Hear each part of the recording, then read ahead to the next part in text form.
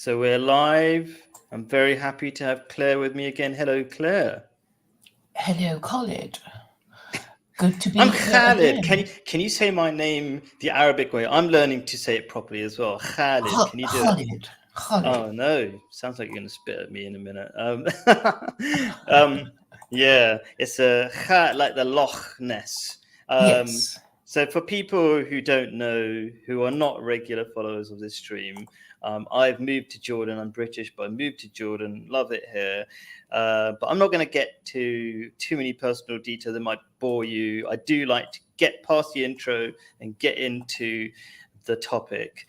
So I'm going to say something about myself. I'm a Muslim. He does happiness classes. This is a happiness class where I talk about all sorts of issues that massively affect your happiness. And I talk my ideas are based on Islam, but you don't have to be Muslim to follow them. This is for everybody to benefit from as much as you want. You can question it. In fact, when I do my live streams, I try to find people who probably disagree. So that's my intro, and that's my channel up there, Khalid Safiu. You're already on my channel. I don't have to say that. And I want to say something about Claire. I think I sometimes I just get used to the ideas of Claire, and I forget how forward thinking they are. Or revolutionary, which is quite frankly realize. I would say many Muslims don't appreciate Islam like Claire does, even though she's not Muslim. What do I mean by that? She recognizes Islam's the future. It's going to be taking over the West in a matter of time, and or maybe that's what she says. I think so. And Yes, I am also, saying that. cool. And also, it's the most practical religion that solves a million problems. But the thing is, Muslims, I find, don't really care about that. They seem to just care only to the extent they get stuck in these boring theological discussions like, will there be another prophet after Prophet Muhammad? Like, in terms of the big picture, what difference does it make, right? But I do those discussions and I get more interest in those discussions, but very low intelligence kind of discussions where how can you just be interested in theological discussions and not be in, like, how can you be interested in the, let's just say, the frame of Islam or what it looks like, the tiny details, but not be interested in how it's useful? So what Claire does is she's interested in how it's useful and not overly worried about tiny details like, I don't know, is there another Khalifa, is there, how long is heaven and hell, and all these kind of things. They're kind of important, but how can you not care about? This is what I find. Muslims don't care about how does Islam help your mental health? How does it solve economic problems? How does it solve relationships? I don't hear about that. Anyway, Claire, what would you want to say about yourself? Do you agree with anything I've said about? Is that what your experiences of other Muslims? Do you agree with any of the stuff I just said about you? Well, yes, because I suppose what you just listed about, how high is heaven and how low is hell, we will never know, so there's no point discussing it.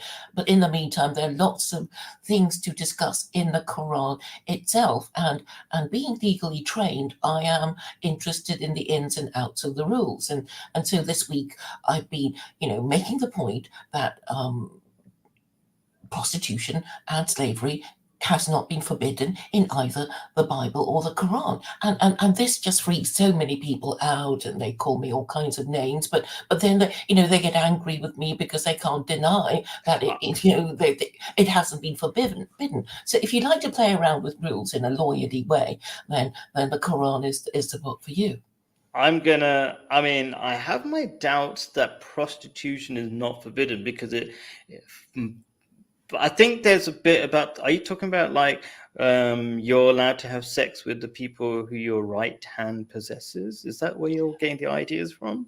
Yes, chapter 24, verse 33, there is this verse that says, do not force your slave girls who desire to remain chaste into prostitution. And I thought, all right, but if they're willingly going to do it, then it's all right. And if you're a free woman and you want to be a prostitute, and you're supposed to have more rights than Is that a how slave lawyers girl. think? Oh my God. Yes, Oh, yes. We're okay. terrible like that. But we should, I think I mean, we will. I mean, before we get into, I think, as I was saying to Claire just a second before we started, even though these ideas might be out there or annoying for some people, you're not just talking about this for no reason. You see, there are major problems, like people are just not having sex. How do you solve that problem? Better solution is they get married, but you have you have worries about the transition period by which people get back into marriage and stuff like that. So I can appreciate that. The slavery thing is really interesting as well. I think you how do I put it, you're not good at selling your ideas. I would say you make it the most uncomfortable possible way, like slavery. The way if I understand it, you're saying we should offer people sort of jobs in a way which you can call slavery, where they live with the boss, and the boss takes care of all the needs and treats them well. But you call that slavery, which is kind of the kind of slavery we've had in early days of Islam. Is that what you're talking about? My proposal for slavery is basically that the state owns the property of the slave, and it creates an account for the slave. So I'm thinking of the Department of Works, Pensions and Manumissions. So the slave has an account, and the state hires out the slave to hire a slave who will actually be paying the government, and what it pays the government will go towards the manumission of the slave, because every slave is manumission? entitled I've to heard that word. manumission. Manumission is basically the slave buying his freedom back. Oh yes, okay, yeah. Which is Islamic idea, yeah. So it's only the state that can do that. Okay, so we won't talk about that too much, but but there are definitely very interesting ideas, very useful ideas as well. All right, let's get on with it. So today, I wanna let's share my screen, present. Let's go. I thought this time what I'm going to go for is a sort of PowerPoint presentation style. Let's just see how it goes. So not that I'll necessarily stick to it, but Windows, that, and yeah, cool. So before, I was thinking this picture says something. This is the thumbnail, and then Claire said she liked the thumbnail, and I thought, okay, yeah, I'm going to go with this. Okay, so I've been studying psychology for a pretty long time out of personal interest, especially since I was 16. And the reason I mention that is I think most people don't realize, how do I put it, how dumb we are, like how easily controlled we are, how simple our needs are. And so when I say you want power, everybody goes, no, I don't want power. And I'm different to Hitler. And, Hitler didn't just want to be loved, and he didn't kill all those people just because he wants to be loved and things like that. And there's a lot of evidence, if you study psychology, that actually we're just like Hitler. We're just like all the people who, all the evidence says we would do the Holocaust ourselves. We would kill the Jews ourselves, not because we hate Jews, just because we follow orders more than we realize. We overestimate ourselves, and so what I'm trying to do in this video is not just to insult everybody watching. I insult myself as well. I realize how stupid I am. And then because of that, I don't make it complicated when I realize my faults, and then I fix them more easily. When you think you're really clever, you try hard to defend yourself rather than fix yourself. And what is it that I want to fix? People make their lives incredibly hard. Okay. And you might say, no, we don't make ourselves incredibly hard. Life is hard. We have to buy all this stuff and then we'll be happy. But actually, nobody really ever dies of hunger. This is a quote I got from a really nice Jordanian. I've been doing started doing interviews, and there's a lot of truth in it. I've been doing interviews, and I just turn up to people sitting out around, and they're very friendly, and I say, let's talk about happiness. What's the secret? And it's very true that we're probably not going to die out of hunger. it's something else that pushes us, and I'm going to dig down into that. And because these happiness classes are based on Islam, I always start with verses of the Quran or similar things like that, or sayings of Prophet Muhammad, or even the definition of Islam is what I'm going to talk about. So, Hitler wanted love, right? And first of all, to say we're different is wrong. Let me prove that. Let me start off with like a basic introduction to psychology to explain how silly we are. It's very important to understand how silly we are. So there's a famous experiment called Milgram's experiment. Have you ever heard of it? The one where um, people are told to electrocute some stranger to death, and they go with it very easily just because the other person's wearing a lab coat. Yes, they obey authority, and they think because the man in the lab coat says it's okay, it doesn't matter if the person is screaming horribly, because Exactly. it's okay. They, And they it's have, go on. yes, Sorry. legal authority, yes. Yeah, legal authority, some sort of weird, and they're not even told that they have legal authority. They just see a person with a white lab coat, and that's enough. And people like to think that they're different. So the point of this experiment, which has been proved so many times that it's kind of accepted, this is how people work, how people operate, that most people will kill a total stranger just because somebody in a lab coat said so, and they didn't even say it forcefully, no threat, just please press the button. And so, I mean, just to go into the experiment a little bit, it starts off with there's an actor on the other side. You don't see the other person dying. It's not anybody actually being killed. And you just hear sounds, and there's a whole set of switches. You start from the least. So you ask a question, if the person answers it wrong, which they purposely answer wrong, the other person's an actor, then you flick a switch on the order of this person with the lab coat, and it gives a little bit of electrocution. And on top of each switch is how deadly that electrocution is, until it gets all the way down to the scale, and then it says this switch will kill the person, and the person goes quiet, and most people go with it. The only people who do not continue all the way to the end are people with really strong moral values who are unusual and don't think you're one of those strong values people, strongly principled people. It's very unlikely that unless you see in your daily life that you're in a habit of doing things that nobody else does, right?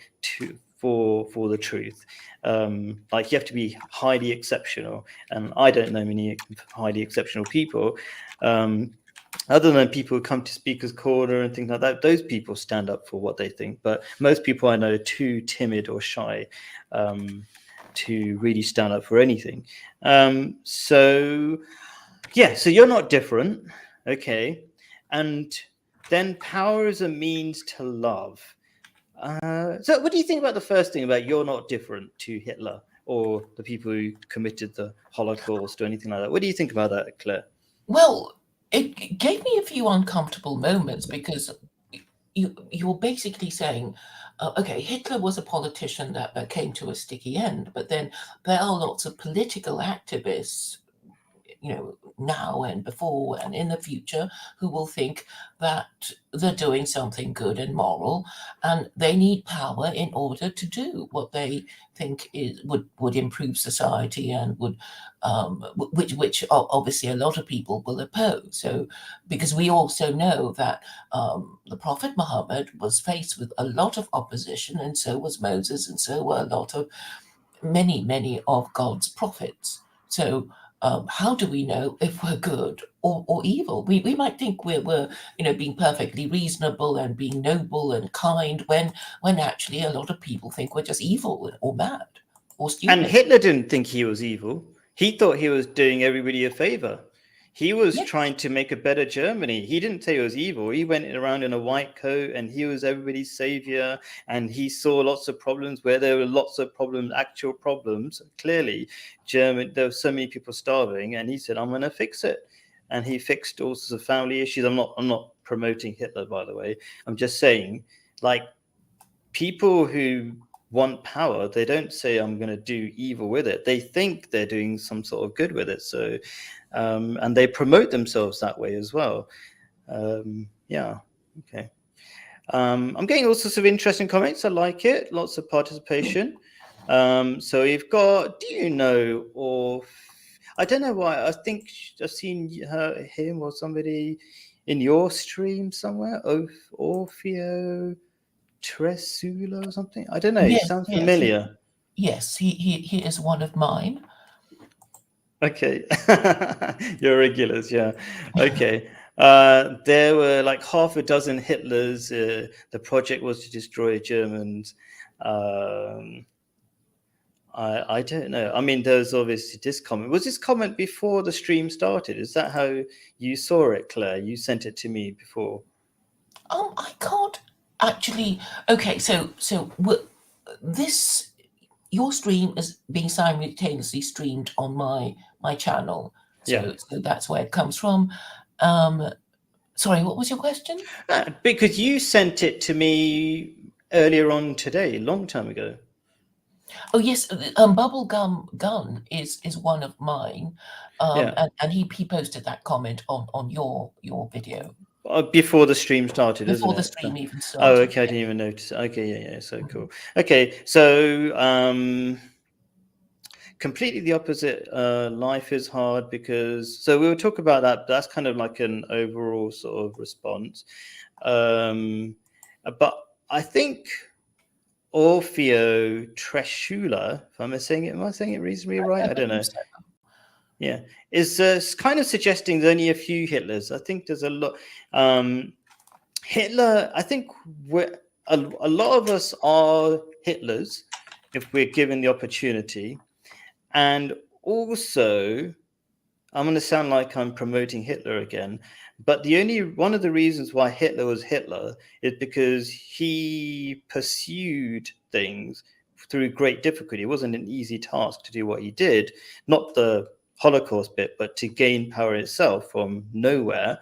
Yeah, he probably sound like I'm a big fan of Hitler now, but yeah, not everybody can be a Hitler because they don't have the commitment. Sounds terrible. What were you saying? I was saying that he had supporters outside Germany, and there are articles in the Daily Mail of that time praising him. So it's not just, Germans praising Hitler. There were other people outside Germany who thought he was, he had interesting ideas that they wouldn't mind doing themselves. And I think we forget how endemic anti-Semitism was, because I think, I think all Christians were supposed to be anti-Semitic anyway, because of the narrative that Jesus was, killed They by killed the Jews. God. Yeah. Yes. So it's kind of yeah, endemic. and there's a lot of anti-Semitism now. There's a huge amount of anti-Semitism. I think it's on the rise, I would say. So yeah, and clearly he made some differences. He started Volkswagen, didn't he? I think a car company, and brought back family values. Not that he's great again, but he built the autobahns, and the Vienna New Year concert. That was a Nazi tradition that people want to forget about. So quite a few things that we enjoy now came from that period and were started by the Nazis, though they're not acknowledged. So we've got Dust, a friend of ours. Yeah, you know Dust. So it said, if you know anything about the test, you know the person in the white coat never asked to kill a person. I never said that. He just said press the button, and then the button says, and there was a scream, and they fully knew what was happening. I think there's no need to split hairs. It's best to try to understand rather than argue unnecessarily. What's this? But the psychological analysis here is still withstanding. I think he's responding to Dust, I suppose. Yeah, I agree. That the main point is we learned enough about human beings that they will follow orders. Hitler was educated. Here we go. The Abrahamic way. He was supposedly a Christian, so there's a little bit of truth in that. There wasn't much about Yeah, and maybe the way what you said, like some Christians were taught they're supposed to hate the Jews because the Jews killed God.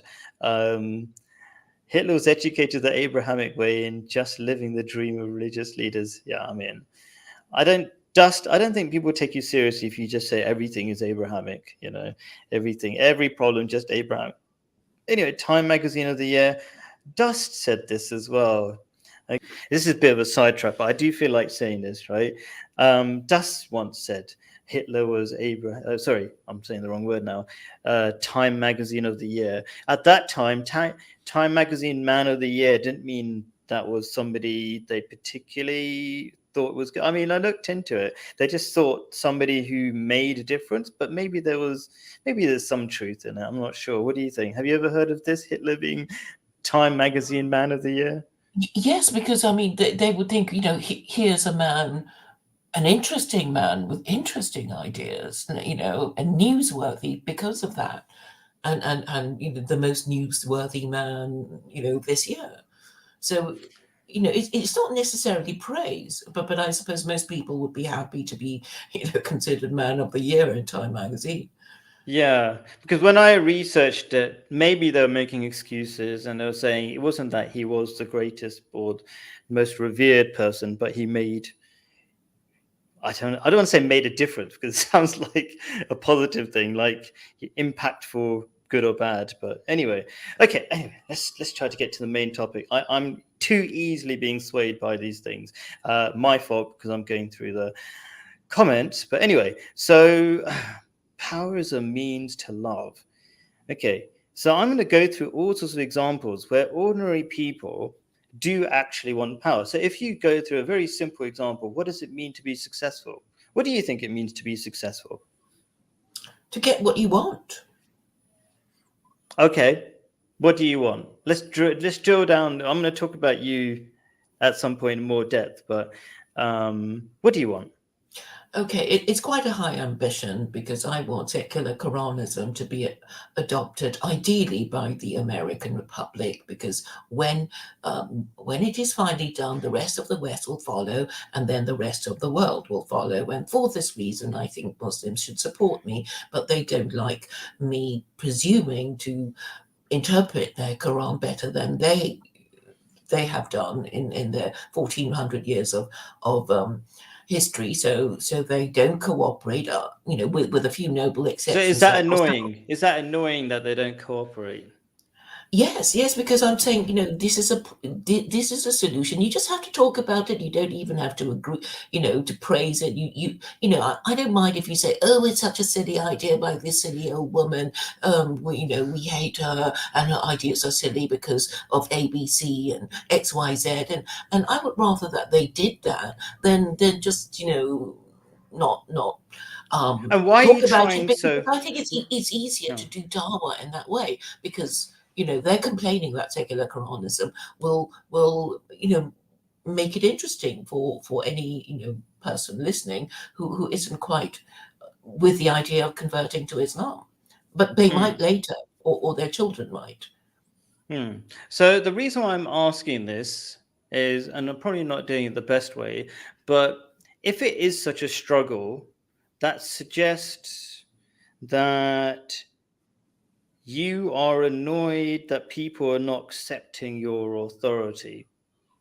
Well, I'm not even expecting them to accept my authority, but I suppose I expect people to think like me. So if somebody came bouncing up to me and said, "I have this great world-changing idea, and I want to tell you all about it," I would listen, and I would ask questions. I would ask challenging questions. How are you going to do this grand idea, and all that? And I was kind of hoping that people will say, "Well, how are you going to do it?" And then I can answer. But it's all, "Oh, we don't want to hear it. It'll never catch on. Goodbye." And that's what I find frustrating. Yeah. Do you see? You know what? I'm probably doing this really badly, and I thought I'd expecting it not to.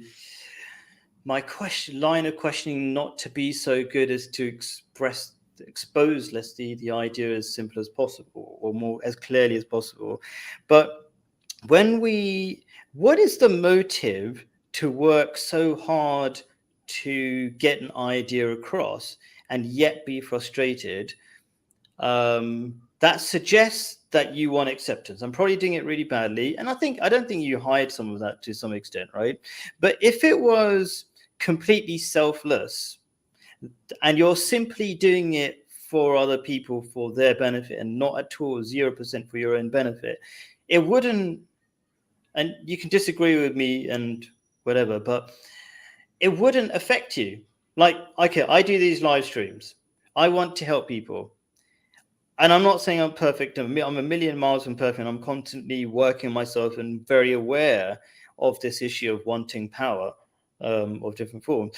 But I kind of not bothered what happens. It's like, I'm like, if I'm giving out medicines to everybody, and then some people, and people need the medicine. This is effectively what I see myself as doing. And then people that throw it like in the toilet or something, like, oh well, never mind. I mean, and I'm just giving it out for free. I'm doing you a favor, and if you don't accept it, it's kind of like, I don't know if I'm expressing myself very well, and this is kind of practice for me. Just hopefully I'll express it better next time. But does it make any sense at all that if it's nothing to do with you and it's nothing to do with there's no ulterior motive to have any sort of power, just to be useful, then you don't get frustrated if there's no ulterior motive?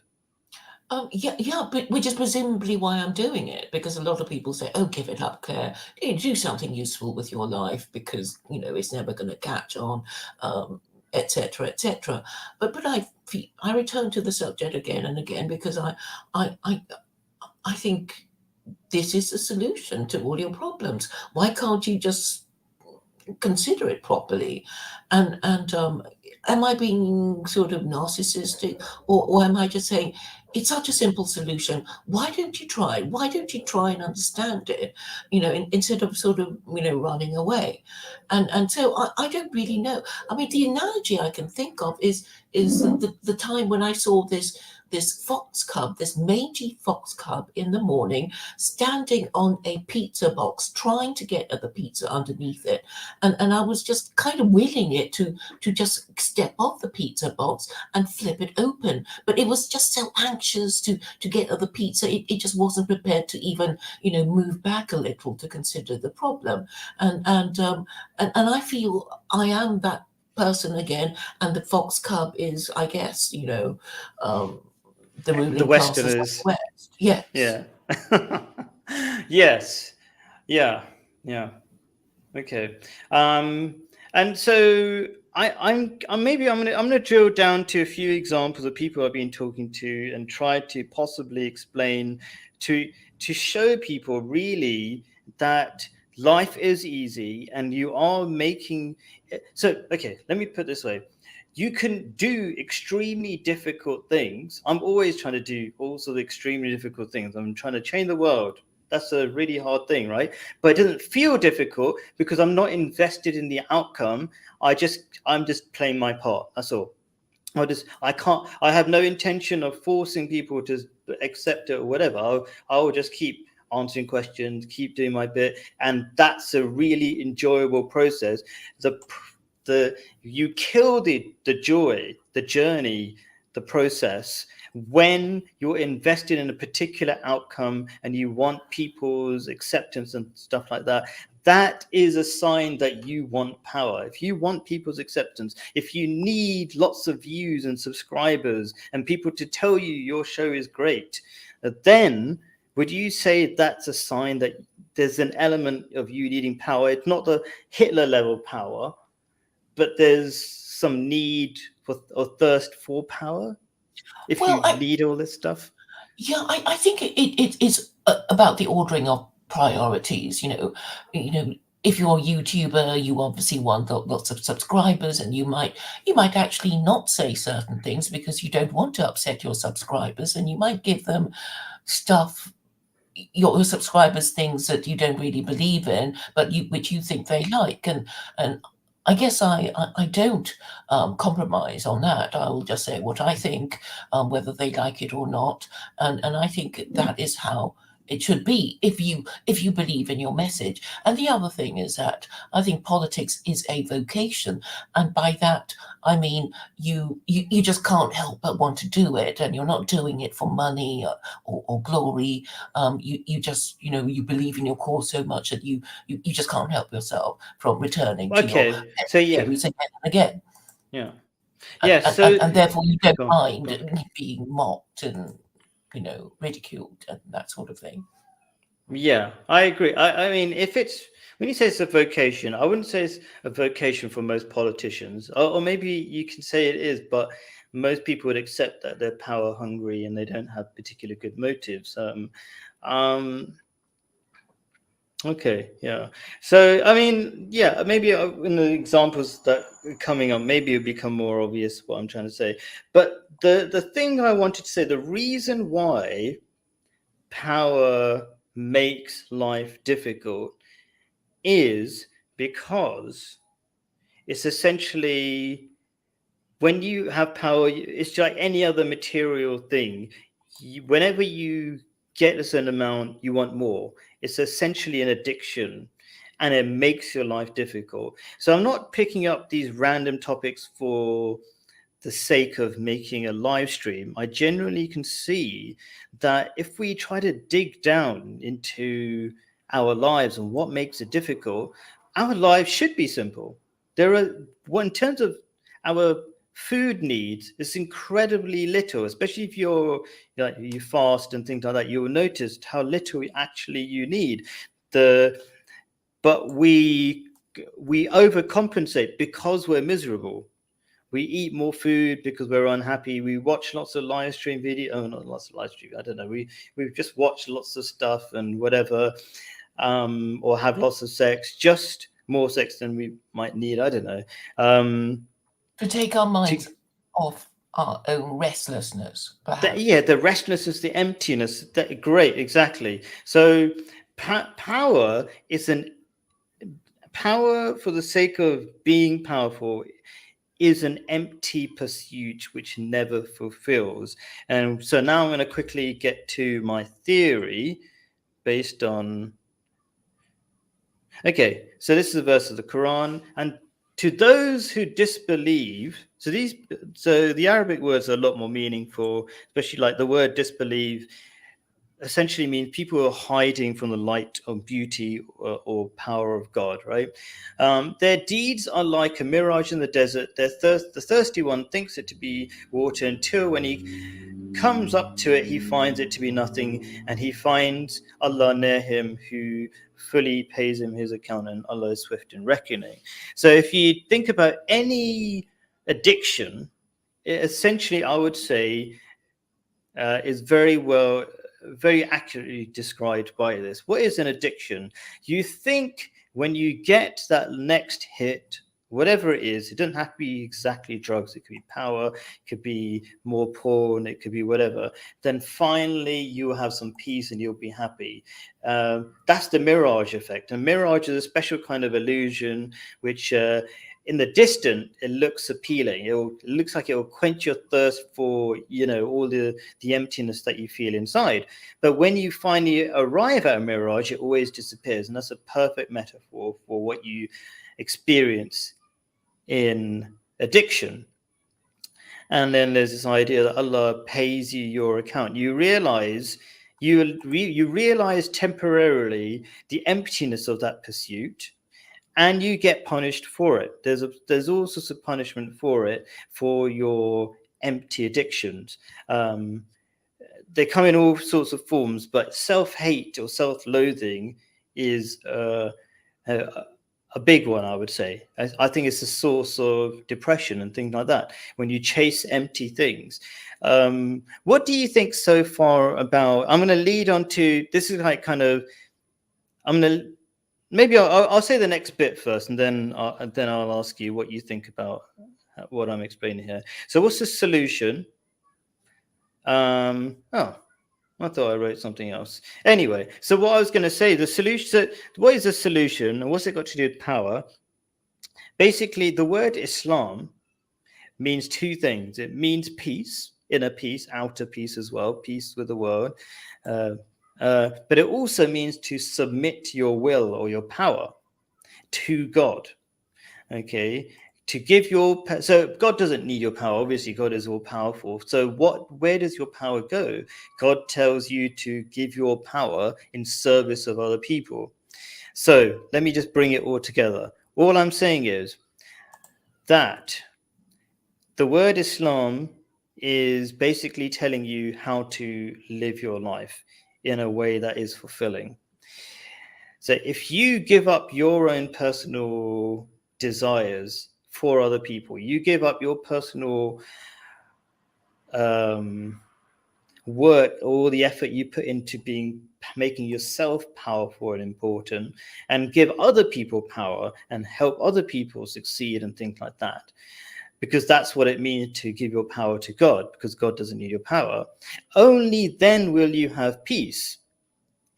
So what I'm saying here is that when you don't do that, you are a disbeliever. And when you're a disbeliever, all your work will be futile and it will never be fulfilling. And that's what we see all the time. You see people who are after power, who are after money, who are after all sorts of things. Like if you buy a Ferrari, you don't really, most people who are living in the city and they have a Ferrari or a Lamborghini, they really don't use it to, they're not really getting it. If you just think about it a little bit, they're doing it to show off. Why are they doing it to show off? They're trying to show their dominance so that they can find love. Essentially, what they're doing is they're trying to be loved through power. I'm saying that doesn't work, and that's not your actual need is to You don't want a be. woman who loves you for your car. Yes. And if you did find your woman, you'd be driving a different kind of car. You wouldn't be driving a Ferrari or Lamborghini. You'd be driving a a family car probably. Yeah, a woman who does love you, you would have a family with her, and you would have a family car, and you'd have more wholesome connection. Anybody who loves you for your car, your Ferrari, is essentially probably a gold digger, doesn't love you, just loves your stuff, and you'll feel that. So I suppose, I'm not sure how well I'm saying this, but we must relate it back to Hitler. Well, yes. I mean, we could come back to the lovely picture of Hitler. There we go. What is it? You can see. What did Hitler want? He just wanted to be loved, really. But say just the means were not very good. You know, some people would do anything, and it's a never-ending cycle. You want more power. You want more power, and we're not that different. Yes, and I think with regard to having power, once you get it, you think, oh, everybody, I'm top man, and therefore I'm vulnerable to assassination because everybody would envy me because I'm top man, and then you become afraid of people who will want to take it away from you. So you don't get much peace, and then you wonder if your girlfriend really loves you, or anybody You really question loves it, you exactly. That's right. Yeah. for yourself, and what would happen if you lost power. So these are the questions that would arise. And that comes in many forms, doesn't it? There's a famous examples of the people who win the lottery. They think they'll be happy, then they get the because money is a form of power. And so when these people win the lottery, historically, they usually get more depressed because they lose all their friendships, because they question all their friendships. Everybody's asking for money, and they say no, and they're greedy, and they build a wall around them, and then they become lonely and stuff like that. I mean, have you heard about this kind of what happens to people who win the lottery? Yes, in the end, they destroy themselves because they waste their money, and they buy things they don't need, and they attract, scroungers and people who don't really care about them. And then eventually, they destroy themselves. But I was thinking with regard to Hitler, he could have done more good things. I mean, we said at the beginning that he did do a few things that are continuing even now, the Autobahn, Volkswagen, and the Vienna New Year concerts, and I thought, oh yes, the thing that he did say he wanted to do was to end usury, because Germany suffered after the Wall Street crash and suffered from hyperinflation. And having read Mein Kampf, I know that he totally disapproved of the stock market and regarded it as a kind of international casino, and he wanted to stop it. But when he was in power, he couldn't stop himself because, you know, he had all these plans to invade Russia and he needed money. So he needed usury. He needed And actually usually for everybody is the old or a religious name for interest-based lending, which is common nowadays. It's normal here. Yeah. indeed. But And it's forbidden in all the Abrahamic faiths as a deadly sin. And we can see why, because it causes inflation, so many other things. And it's interesting. I read a bit of Mein Kampf when I was a teenager, but I didn't read it seriously all the way through. I never knew he talked about these fiscal or economic issues. It's interesting.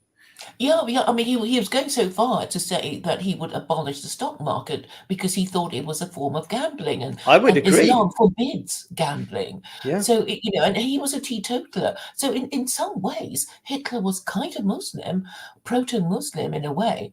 And I thought, you know, if he had used his absolute power more constructively, he could have converted the Germans into the German Islam. Republic into an Islamic state, It would have and been more then he successful. would have, Yeah. you know, received all the love he wanted, you know, had it succeeded. And, you know, so perhaps if he wasn't so intent on acquiring empire, you know, he could have used that opportunity to introduce Islam to Germany and then eventually to the rest of Europe. But he kind of missed that boat. Because Yeah. war finance, which is another term for using usury to finance your wars, because you have to do it, you know, very carefully, or you'll get hyperinflation, and then your own people will overthrow you because they'll get tired of not being able to afford food and, you know, their staples. Yeah. So yeah, and you need usury or interest-based lending from banks to pay for wars because they're too expensive. So, and the Quran is very much against that because in the verse that talks about interest-based lending or usury, it talks well, it describes it as creating hell, which certainly war is hell-like. Okay, so so these are two things you said in the WhatsApp. Maslow's hierarchy of needs, heard of it? So you've got these different needs, and I'm saying I'm just going to clarify a few things. I'm not sure if this is the perfect order in which to do it. After this, by the way, I'm going to give some examples of very like common. So this is somebody I was talking to just before the live stream. Good friend of mine. He feels like he's a failure. A lot of people, young people, feel like they're a failure. I'm going to show them how not to feel like a failure. Then there are a lot of people. There's somebody I know who's addicted to porn. Very common thing. A quarter of the world's internet traffic is porn, so it's very common, and so it should apply to a lot of people. And that's also a grab for a sort of power and how to overcome that addiction and make your life better. And then I'm going to be talking about you. I'm going to describe you as a politician. By the way, I am being mean to Claire, but I'm being mean to it in a way because I know she's a lot nicer than most people I know. I'm just picking on small details about you, Claire. But anyway, so that's where we're going. But before that, let's talk about some things. We've got Maslow's hierarchy of needs, heard of it. So I suppose the question there was, am I saying power is a need? I'm not saying it's a need. In fact, I'm saying it's the opposite. The needs, if you look at Maslow's hierarchy of needs, are things like love, belonging, safety, self-esteem, self-actualization, things like that, right? Those are the needs, and I would agree with them. Okay, self-actualization, really understanding who you are, what would be a meaningful life for yourself, all this kind of stuff, right? Okay, but what people do is they try to achieve those things through power. Okay, and because they're selfish, because they don't want to give their power to other people like Islam suggests. Okay, and it never fulfills that way. So, for example, you could try to get love, like in the Ferrari Lamborghini example. You can try to, or you can even pay for prostitutes. You're not really getting love in that sense. You're not going to be fulfilled either, because you know that person doesn't give a crap about you. They're just taking your money, and so that's not an effective way to achieve the needs in Maslow's hierarchy. The effective way is the selfless way, and it's the most fulfilling way, and it's the most meaningful way. And the reason why I talk about meaning is because psychologists like Viktor Frankl explain that's where happiness comes from. So what do you think? Do you understand what I'm trying to say? I'm saying power is not a need, but it's a means, and it's a unfulfilling mean, because we're all most of us are stupid, and we go about fulfilling our needs in a stupid way, in a self-harming, unfulfilling way. Does that make any sense? Yes, I'm looking at Maslow's hierarchy of needs, and I think it might be helpful if I just listed them in order of importance. Sure. So the first one is physiological. Food and shelter. Safety is feeling safe with your supply of food and shelter, and then belonging and love. Obviously you want somebody, your family around you, and then esteem. I think is where people kind of get stuck on, because esteem is to do with self-esteem, and self-esteem is to do with our status, and power helps us achieve a higher status, and so all this centers on politics. It's sort of, is it, it's not fair that they're treating me so badly, or, oh, I should have something better than my crappy car. Something is wrong with society. I need to go and fix it. So And some people, you're saying, achieve self-esteem by complaining about the world and being a victim. Is that what you're saying? well, not necessarily. I'm saying status is something that people will fight and kill for, because we know that even animals do that, because we know that dogs, the pets of owners occasionally savage their children. So we know that, people own dogs are told not to get a dog until they've completed their family, or something, just so they know that the dog knows that it in status it is below the crying infant. Or the dog will be so angry and upset that there's this, crying bundle of baby always yowling, and its master or mistress not paying enough attention to it. I mean, even though it's been fed and given, walks and whatever, it's still not enough, because it feels that the attention it used to enjoy has been usurped by this Yeah. infant. And one of the reasons why dogs sometimes savage the infants of their owners is because of this resentment that spills over into, well, a killing rage. Yep. Yep. And it, obviously for humans, it also operates as this resentment, like, oh, I don't think you should be above me. You're rubbish at your job, and I'm much better, but I'm being ignored because of X, Y, Z. That sort of idea.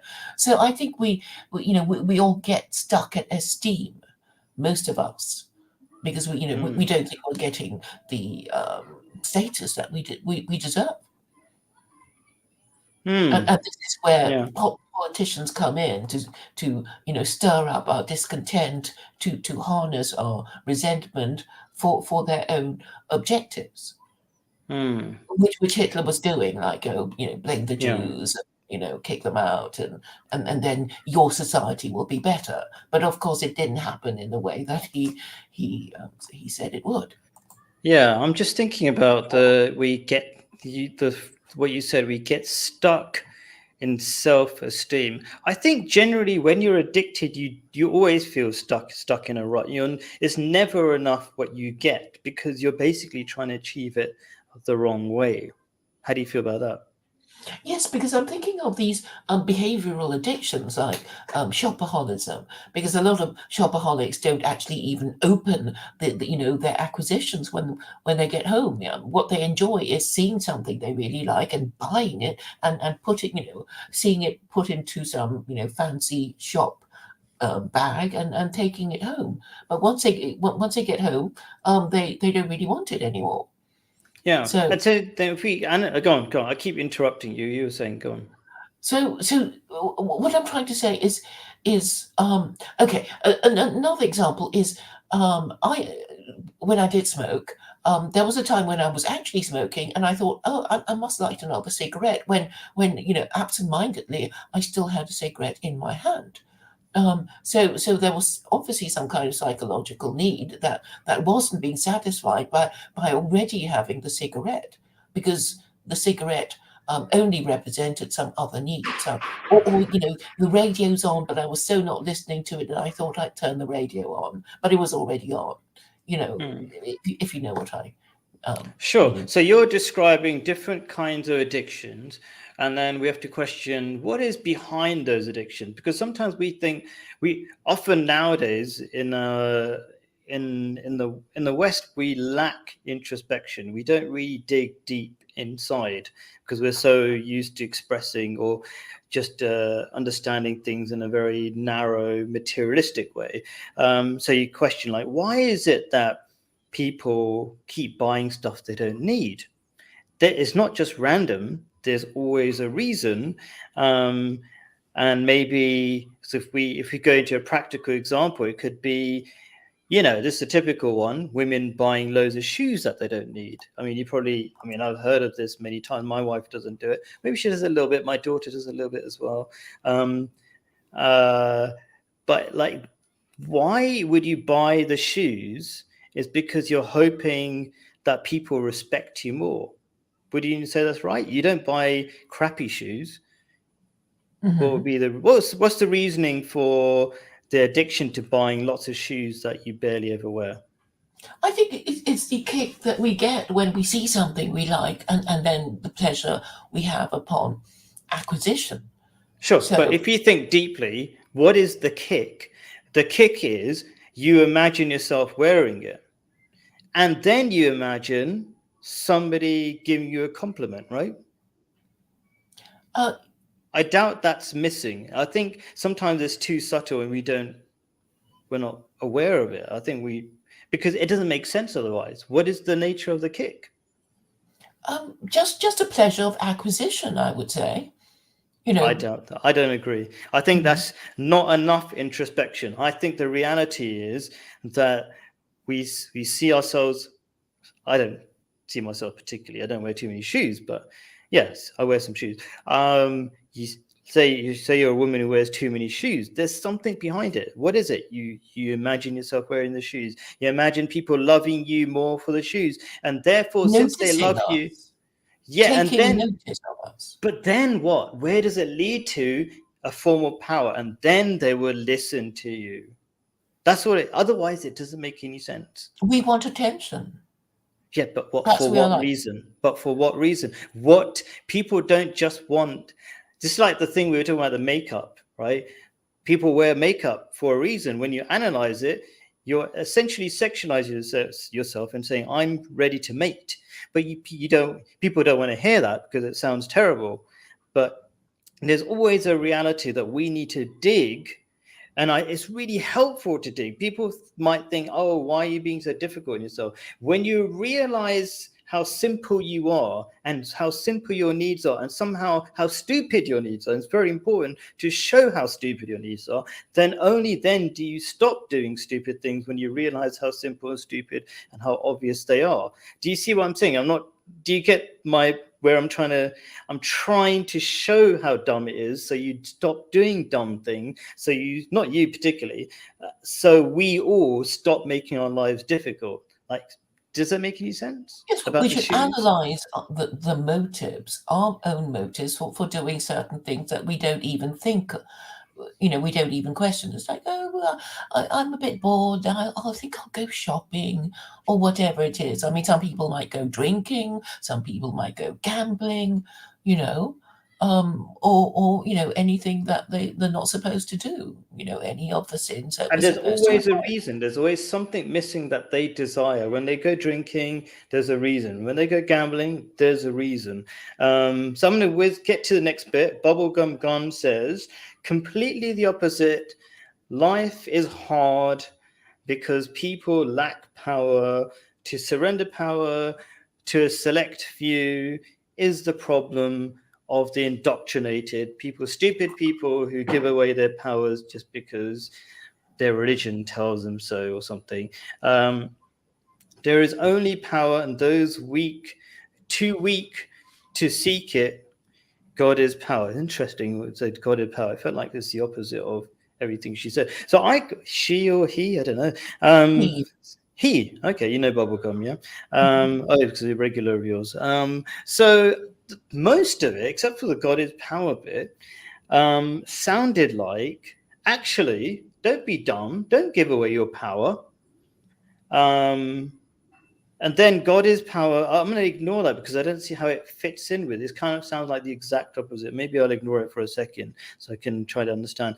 So that's what a lot of people fear losing power. That's why I like this comment, actually. Most people fear losing power. And I'm going to try to put power, and I'm trying right now to put power in its proper light. And its proper light is it's a form of addiction, and unfulfilling addiction. And when you try to gain power, you're never happy. So to say first of all, life is only hard because you make it hard because your needs are very little. And you think it's hard because you're trying to gain power. You're trying so hard to gain power. And then what you're trying to achieve is really bad for you. So maybe the way I want to put it is something like this. If you replace the word power with addiction, it wouldn't sound so tempting. But it's the reality of power. People who search for power, they don't do very well in life. Look at Hitler. Look at all these other people who went to the extremes of wanting power. Their lives are not particularly happy. And people without power, your bubblegum gun is trying to portray these people as the most miserable. I think they're some of the most happy people. When I say power, for example, a way of giving away your power is paying charity, buying somebody else a coffee. And there's loads of psychological experiments which demonstrate when you give away your power in these different ways, you are far happier. There's great videos. I'll probably put a link to them. How money can buy happiness. Yeah, probably that's a good one to start off with. But yeah, so to summarize, if you replace the word power with addiction, it doesn't sound so enticing. I can see where you're coming from, but the reality is the opposite of what Bubblegum Gun is saying. What do you think, Claire? I think what you were saying made me think of Islam and the actual meaning of it, which is the peace that you get through submitting to God. And I suppose it's when you accept that there is a higher power and you better follow his rules, then you get the peace like that I guess you didn't, because if you think that you're the one controlling things, you'll always be going back on your mistakes. It's like, oh, I should have done this instead of that. If only I had done, whatever instead of the thing I actually did. And you can, torture yourself endlessly going over, questions of shoulda, woulda, coulda.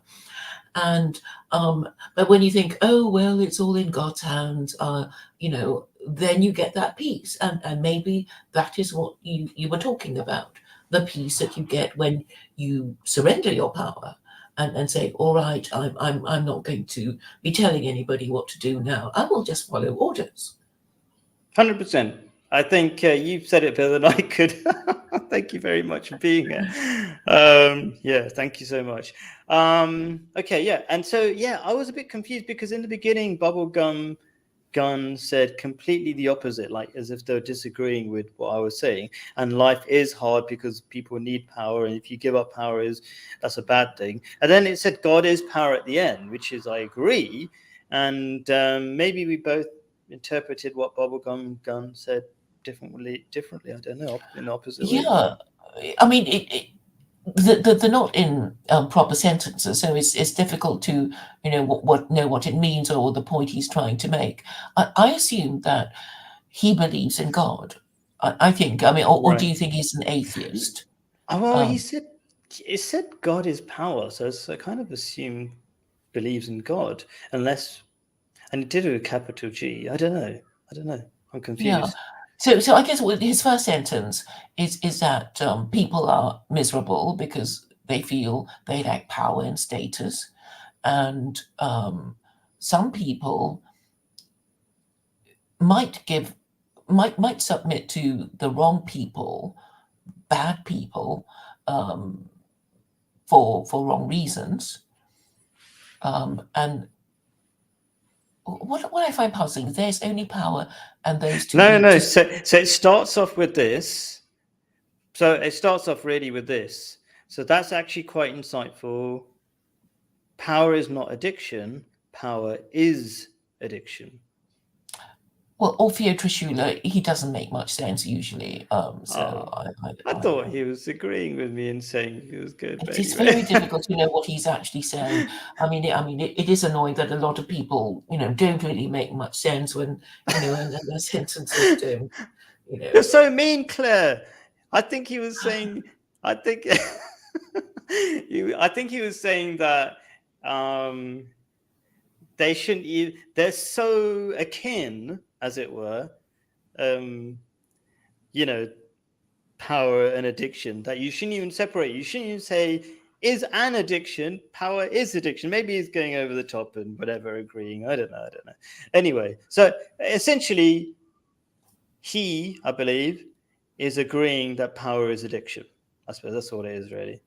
Yeah. Yeah, I think it's this reminds me of a very cynical saying. I think it came from the ancient Athenians, because it begins, don't have children because they might be bad, but if they are good, you will fear to lose them, so don't have children at all. So sounds like a Westerner. Okay. And so they're basically saying, Jay, by the way, Jay, you can come on. I'm just going to post the join link to anybody who wants to join. I've never done that before, so it sounds like an interesting idea.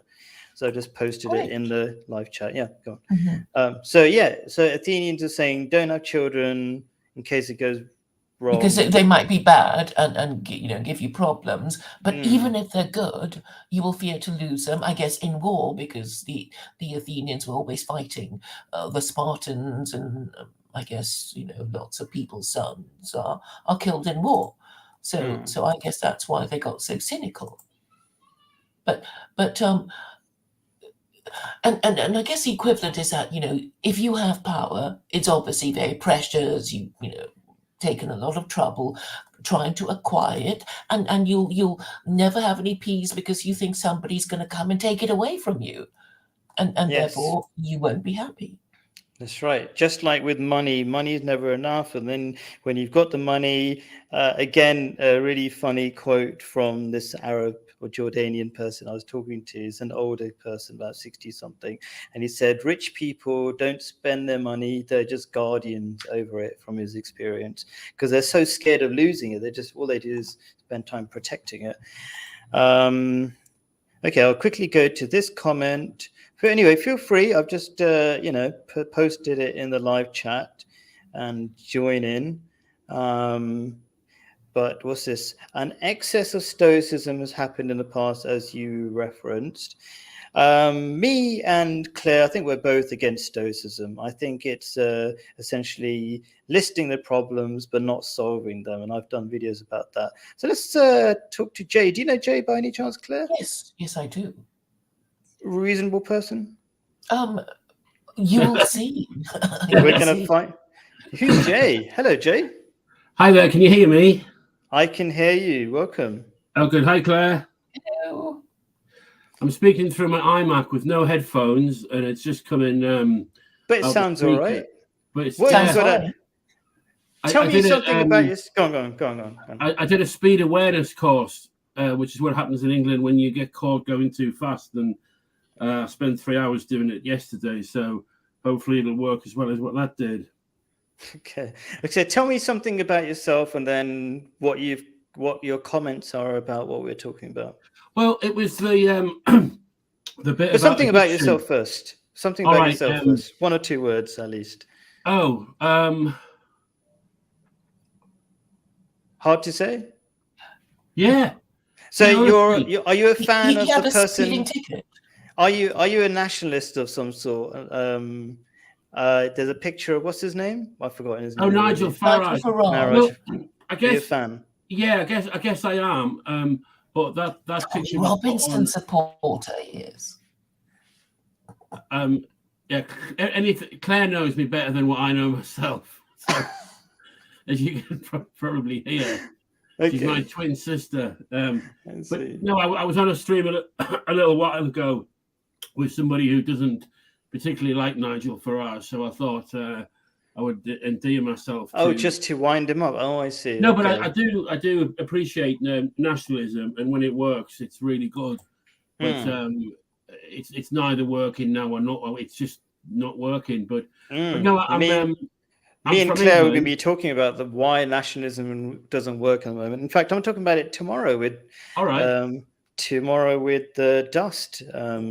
One of the many topics, but I'm going to also be talking, I think, with Claire, who's had some great insights about it. But anyway, I agree with nationalism if it's a positive form of nationalism. There's a negative form, which is always anti everything else. But anyway, what have you got to say about this topic? Well, I've got quite a bit of experience with addiction. I used to be quite addicted to alcohol, and part of the recovery process is obviously stopping the drink, and then you hopefully get well, where you get to a point where you don't need or want the drink. If you're wanting it, but mentally forcing yourself not to have it, that's not a good place. Ideally, you want to get to the place where you don't need it, where you're mentally sane, which I've been that way for many years, which is great.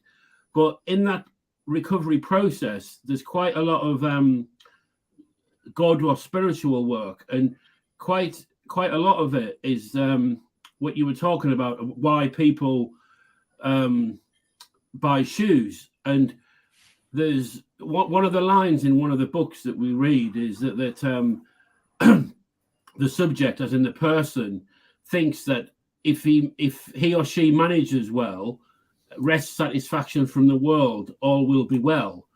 And in simple terms, that means if I get these shoes, I'll be fine. If I get this job, I'll be fine. If I get this, I'll be fine. If I earn the money, I'll be fine. If I if I get this, then yes, yeah. But ultimately, it comes from a lack of God and a lack of and almost an inheritance and a feeling of God.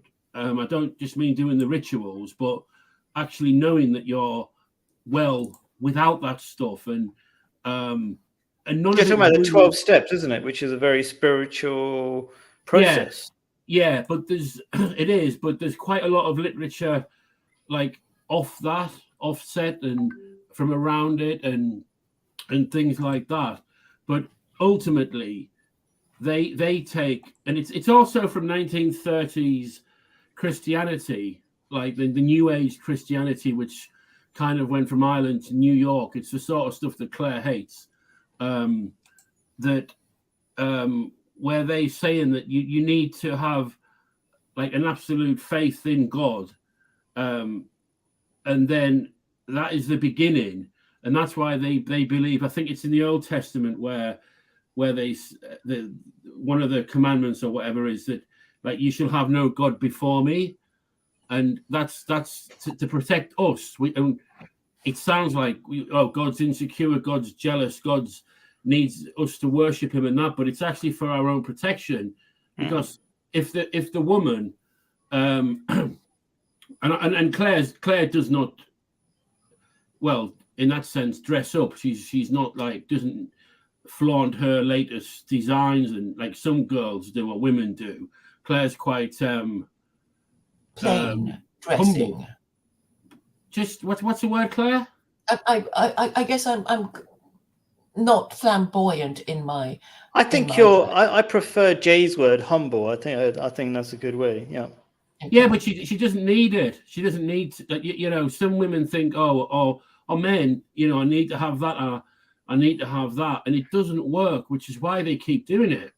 Now, if the pair of shoes worked, then they wouldn't need to buy the next pair. And then it's the search. It's the search for. Can I give an interpretation? This is, I think, very much the Islamic interpretation of what you just said from the Bible. You would have no other God except the one true God, is what you have to say to become a Muslim. It means the other gods are these material desires, and you only want one thing, which is one God. And if you don't depend, if you have any other desires besides God, if you make anything else a God, anything an idol, you know, like they say, what was that American Idol? You're idolizing things. If you idolize anything else but God, you will not have peace. That's what that really means, as far as I understand. No, that's you said that better than me. Absolutely. But also what's interesting is that's not to say that good shoes are not good shoes, because we'd rather wear good shoes than the holy shoes. Excuse me. Holy, literally holy? What do you mean? I do have a story about shoes. Go on then. Go on. That a Muslim woman kind of, well, I heard it from her. So she was talking about shoes, and we were actually talking about polygamy. So she was saying, well, I have more than 4 pairs of shoes, and I suppose men want more than one wife in the way that we women want more than one pair of shoes. So that was this sort of funny little story that this woman, the Muslim woman, gave to me. Sure. Okay. So let's move. I'm very interested. Can I ask you some searching questions, Jay? Yeah. What was it that you were missing with alcohol? God. You eventually found that, right? And what did you think you would get? That's a great question, because you know what? I'm going to clarify some of the things, because now you said it, I'm just going to, because you just jumped straight to the answer, which is great. If you, what it is, I think power is not the answer, but it's our delusion, because we love to delude ourselves. Our ego makes us do dumb stuff all the time. Okay, like, you know, buying more and more stuff to, like, you know, live stream videos or streaming videos and stuff, so we can get Netflix and watch it all by ourselves, and then we'll be happy what we do. But what we do by doing that is we cut everybody off, all our friends, and we become lonely and we become depressed. So we're really good at being dumb in how we spend our money and how we try to achieve happiness. We're really, really bad at it, okay? And power is one of those really, really bad ways. That's the essential way by which we try to achieve happiness, through essentially making ourselves God. By not giving our power to God, we want to be God ourselves.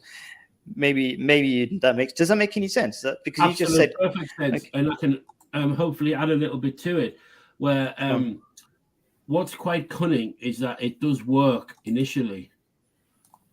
So when you get the power, so if you're streaming now, obviously you are, and suddenly you find there's 135 viewers watching, there's a little sense of I've arrived, I'm there, I'm doing, and it's that it's that feeling.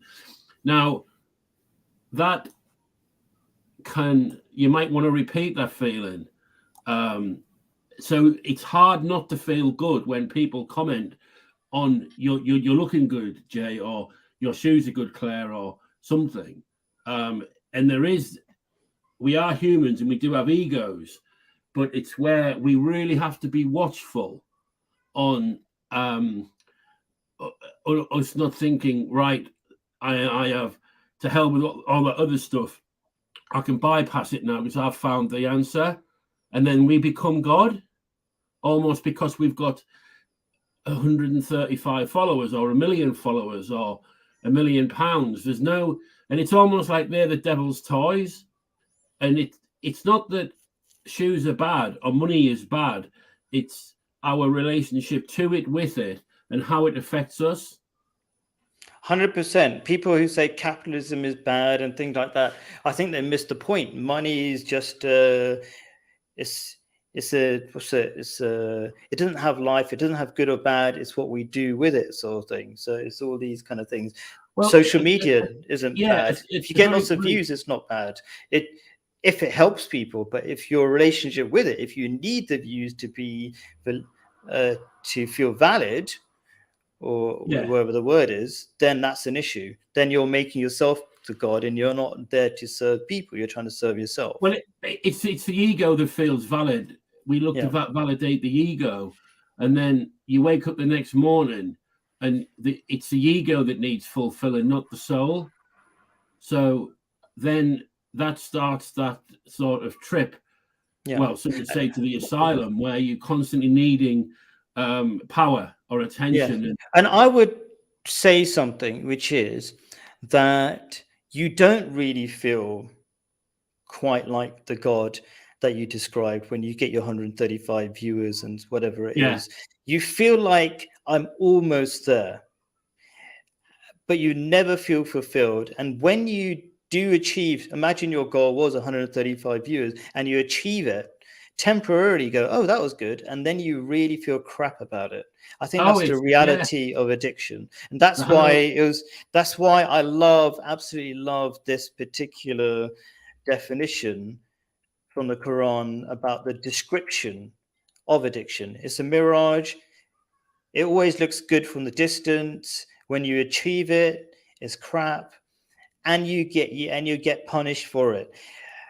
So let me ask you a question. I mean, do you agree with that at all? No, it's fantastic words. It is a mirage. It's a delusion. The self-search, self-seeking that we do, suffering from the delusion, and when we get it, it may initially make us feel something, but ultimately, afterwards, as you say, it's a feeling of a lower depression, and we're back to where we were. And so what was it that you were trying to get when you were an alcoholic? What do you think you were trying to get when you were an alcoholic? What were you missing? I mean, if you'd name one thing, maybe a number of things, but one thing. Well, drunk is one word. The first thing that comes to mind. Sure, but, and there's a reason behind that. Yeah, like it's a brilliant question. Should I tell you what I think it is? Because it's very easy for Muslims to see, I think. Because when you're not part of it... I just quickly say, you're in so much spiritual pain because, like, I'd done quite a lot of things. I'd achieved quite a lot. At one point in my life, got a lot of money. And I always thought that would be the thing that would solve the problem. And it didn't. It really did not, to the point where I'm in trouble. And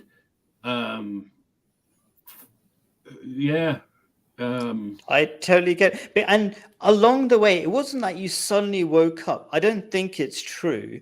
Or maybe Westerners, and I'm being a bit mean here by keep saying Westerners, but I think people appreciate that in Western society we're becoming more godless, and we're becoming less aware inside of what's happening with us.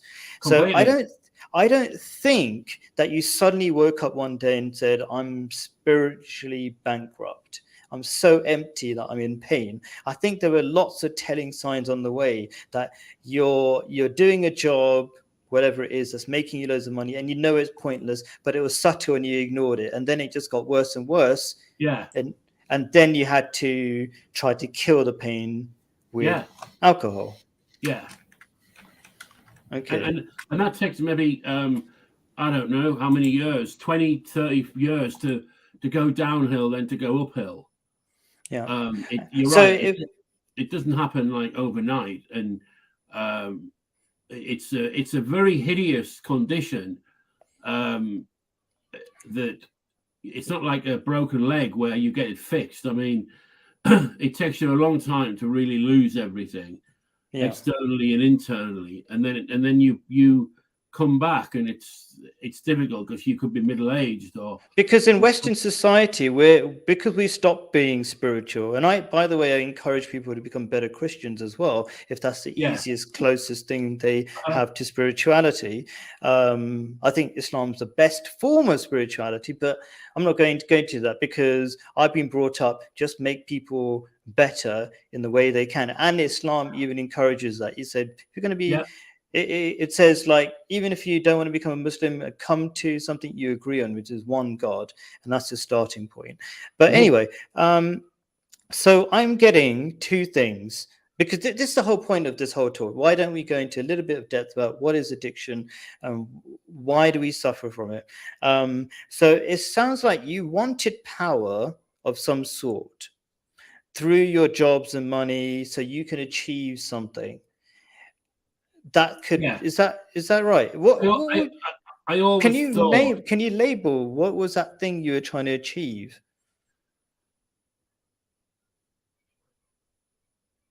You still there?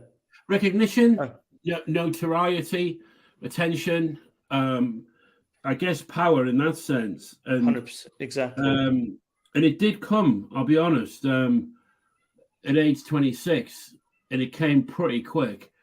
Like, and then suddenly all my problems that I thought all my problems would go, and the emptiness that we call the hole in the soul was even bigger, because I had the very answer that I always thought would solve the problem, and it didn't. Now, and within a week or 2 weeks of that, I was in a doctor's surgery, like a wreck, a real, and I didn't know what was wrong with me. And I had, trappings of wealth and all kinds of stuff. And would you say in the West we're not good at introspection? So we wait until it's really bad. We don't look at the little things. So in Islam, we're told, my daughter's name is Taqwa. Taqwa means to look at the tiny details that are wrong and fix them. We don't do that in the West. When there's a war and well, not a modern war, I guess, but the opposition get to their territory and they dig a trench, then they get in. Once they're in, you can't get them out, because they've got guns on you and you can't see them. So you have to get the opposition out before they get in. So it's the same with you when you say the little details. You got to nip them in the bud. So if your daughter were to come home maybe drunk one night when she's 13 or 15, that's the time to possibly address it, as opposed to when she's 18 and you've let it slip. So and there's a million more micro steps before that. If my daughter was wearing tons of makeup and needed loads of attention, that's the thing that will lead to get her drunk at all, ever. Like, because as a Muslim, when I look at people who get drunk, I think, why do they need it so much? It's really sad, because one of the many reasons why people drink alcohol is to connect with people, because they're so disconnected. I've never had a problem connecting with people, and whereas most alcoholics do. I never had that, and I was probably on my own with that one. But the connection thing is, I'm fortunate enough to I can go into a room full of people and talk to people. Like, I'm not too self-conscious in that sense. Maybe that's something to do with a good part of your upbringing. Like, I was brought up, think so, that everybody is my brother, sister, uncle, whatever, and I don't feel, even if they don't treat me the same way, I've always felt, and I've been brought up within a massive Muslim community where I have experience of all kinds of people, from all over the world, by the way, not just brown people, let's just say, where so I'm used to being friends with everybody. That's how I was brought up.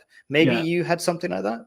Yeah, no, absolutely. And you know, and I do enjoy this. For example, I'm listening to everything that you say, and I'm thinking, and you know, we probably both hopefully be better off for it, and people that are listening, you know, it's all good.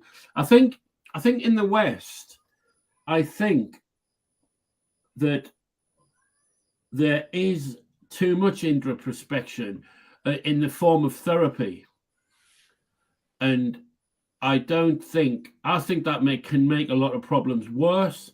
I think therapy by the NHS is crap. It's the blind following the leading the blind. Yeah, they don't know anything about spirituality or the real answers, and they just tell you stuff like whatever you're feeling is right. No, whatever you're feeling is not the right way necessarily. No. If you feel like taking more alcohol, that's not right. There's you know, if you think you're, I don't know, I'm not going to do identity politics or whatever you call it, but yeah, I think I don't think introspection is bad. I think some people have no idea how to lead that introspection because they're blind, spiritually bankrupt and blind themselves. But I think that comes from if a person is spiritually bankrupt themselves, then they'll use the brain to fight the way out of it. Where in the spiritual world, the religious world as well, the brain is not an important factor. As in the external world or the Western world. So in the Western world, we taught that what we have to have is X, Y, Z. We taught what we should like is X, Y, Z. We even taught how to get X, Y, Z. And it's all mental. And I would disagree a little bit because I would say in the West, we like to think we're logical, but we believe in magic. What do I mean by that? We believe in romance, for example. Okay, I believe in kindness through, you know, a long-term relationship, but Westerners believe in romantic love, where there's somebody out there meant for you, and they'll come to you. They'll be soulmates, and you won't have to make any effort. This is the reality of a lot of Western thinking, and they tell themselves they're logical, but they're far, far from it. I think spirituality is very logical because that's how you distinguish between fact and fiction. But we've put spirituality to some, well, Western spirituality is a load of crap, I would say, most of it, because I'd agree. And a lot of Christianity is as well. And the magic, I think, what did you say? The delusion or the magic, the mirage, that the West has, that you can almost think your way into wellness or analyze it. But the biggest mirage is that you will find happiness with something outside of yourself, and that doesn't work really. And you know, and then the problems start when it doesn't work. Or without going down another route, what's happening now is I've got friends who are married architects, have gone to university, got degrees, got 2 children, and they're in debt every month. They just cannot make ends meet because of the rise in bills, the rise in mortgage rate, etc.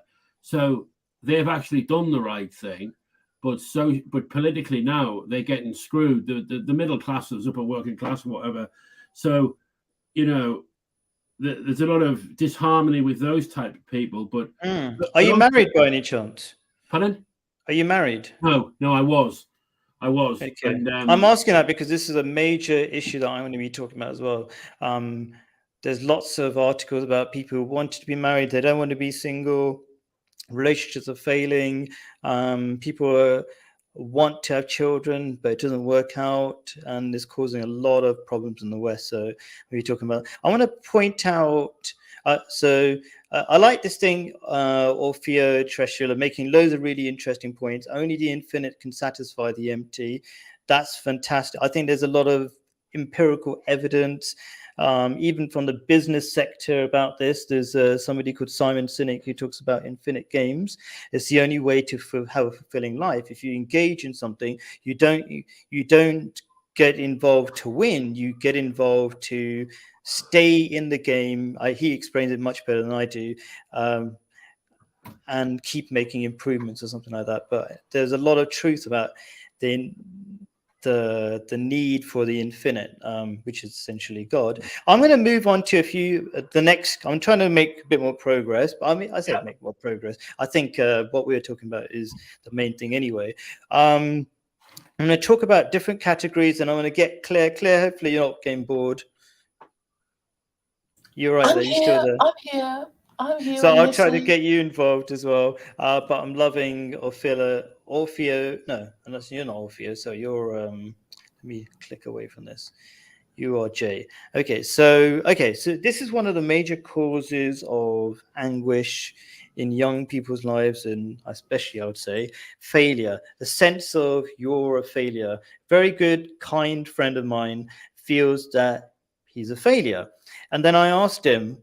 If I look at his life, as with many people, they're actually chosen not to have lots of jobs, right? They live. So just without going into too much detail, he's working from home. That's pretty comfortable. He makes enough money. He goes for outings and restaurants all the time, quite frankly. His life is not that bad. He's not dying. In fact, if you were a lot poorer, you'd probably be a lot happier and more healthy as well. That's maybe a different story.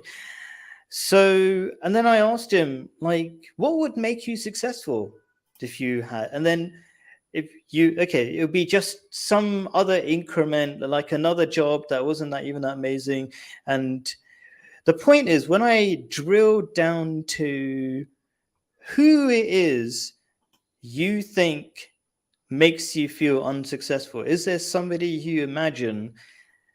It's all people. Okay, I suppose I'm probably not expressing it well, but we don't realize that actually our sense of failure comes from other people's opinions. We really care about other people's opinions, even though we think we're all independently minded. I myself have to keep working on it. That I have to keep thinking I only care about God, not anybody else, right? And there's really good reason not to care about anybody else, because I think this is a useful tool to realize how dumb people are. Not to care about their opinions is a useful tool, I think.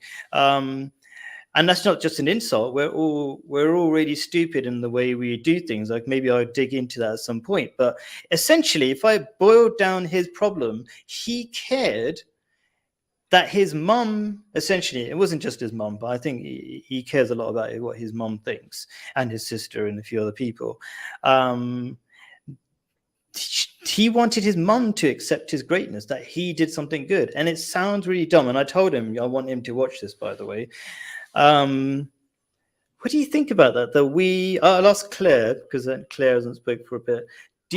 Claire, do you think we care more about people's opinions, and that is our definition of success in reality? Because what is success? Hardly anybody can even define it. So in reality, it's a moving goalpost, and maybe that goalpost is in our minds, and largely it's in our fear of what other people think about us. Do you think is any truth in that?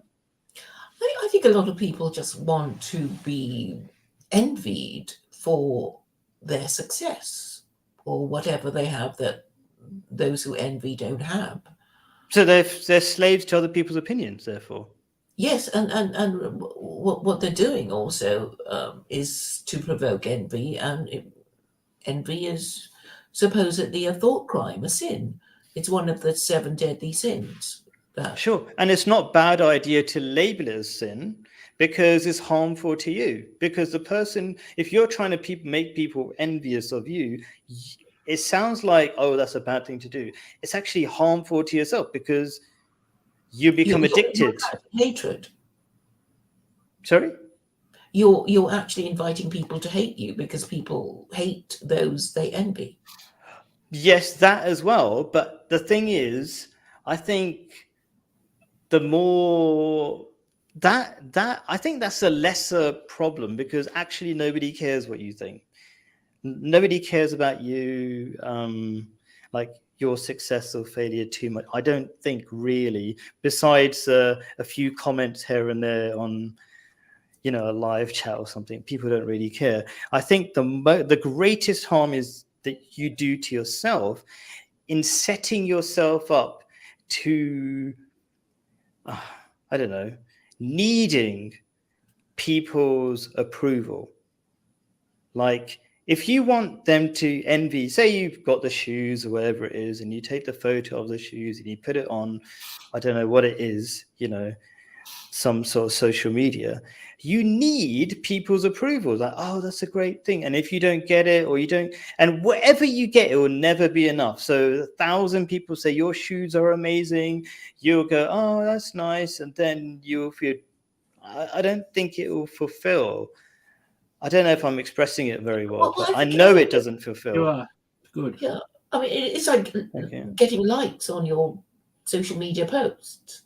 You know, if you get 135 viewers this time, you'll think, oh, if you'll be disappointed if not fewer than 135 viewers look at your next stream.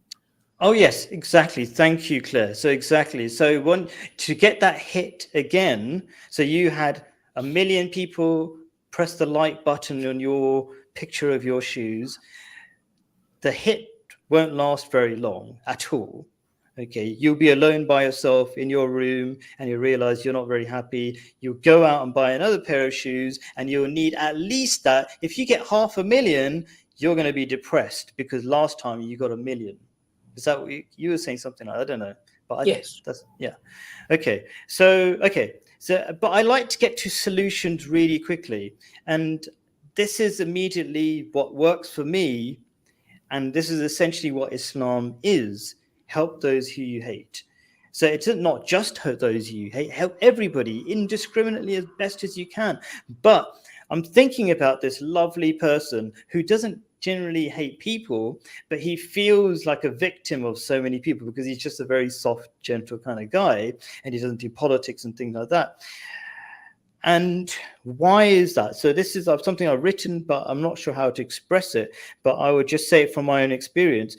I've been really disappointed with people. I think naturally we are disappointed in people because people are not God. They don't mind readers. They're not wonderful. They're not perfect. They're not necessarily evil. They're just so, you know, involved in their own life to be particularly involved in your life, right? And so, especially in Western society, people can feel left out, alone, and not appreciated. Not so much in a place like Jordan, where very family structure, we live in multi-generational households, you're always getting loads of attention, you're not desperate for attention. And when you go out, you go to the shop, people are talking to you and friendly, and, you know, I've done videos where they're barely buying anything in the shop. They're just talking to each other and having a good time and respecting each other as well. These kind of things are incredibly important. So I can see this person is struggling, as many people in the West do. And because of that struggle, people start hating everybody. There's a lot of hate between people. So essentially you start hating everybody, and he does feel very alone, this person. And I've been there as well, when I thought, why aren't people good enough? And the thing that flipped it was when I expected absolutely nothing from anybody. And I said, I'm here for everybody, and that's it. And that flipped life, that made it interesting, that attracted good people like Claire and Jay and whatever to me. Like, this is an interesting stream. If I kept to, I'm not going to help anybody, I'm not going to be selfless, I'm going to only help people who help me, you wouldn't have interesting shows like this. I wouldn't come across interesting people, and somehow it pays for itself. But I'm never expecting anything, and wherever I get anything at all, it's like that's a bonus.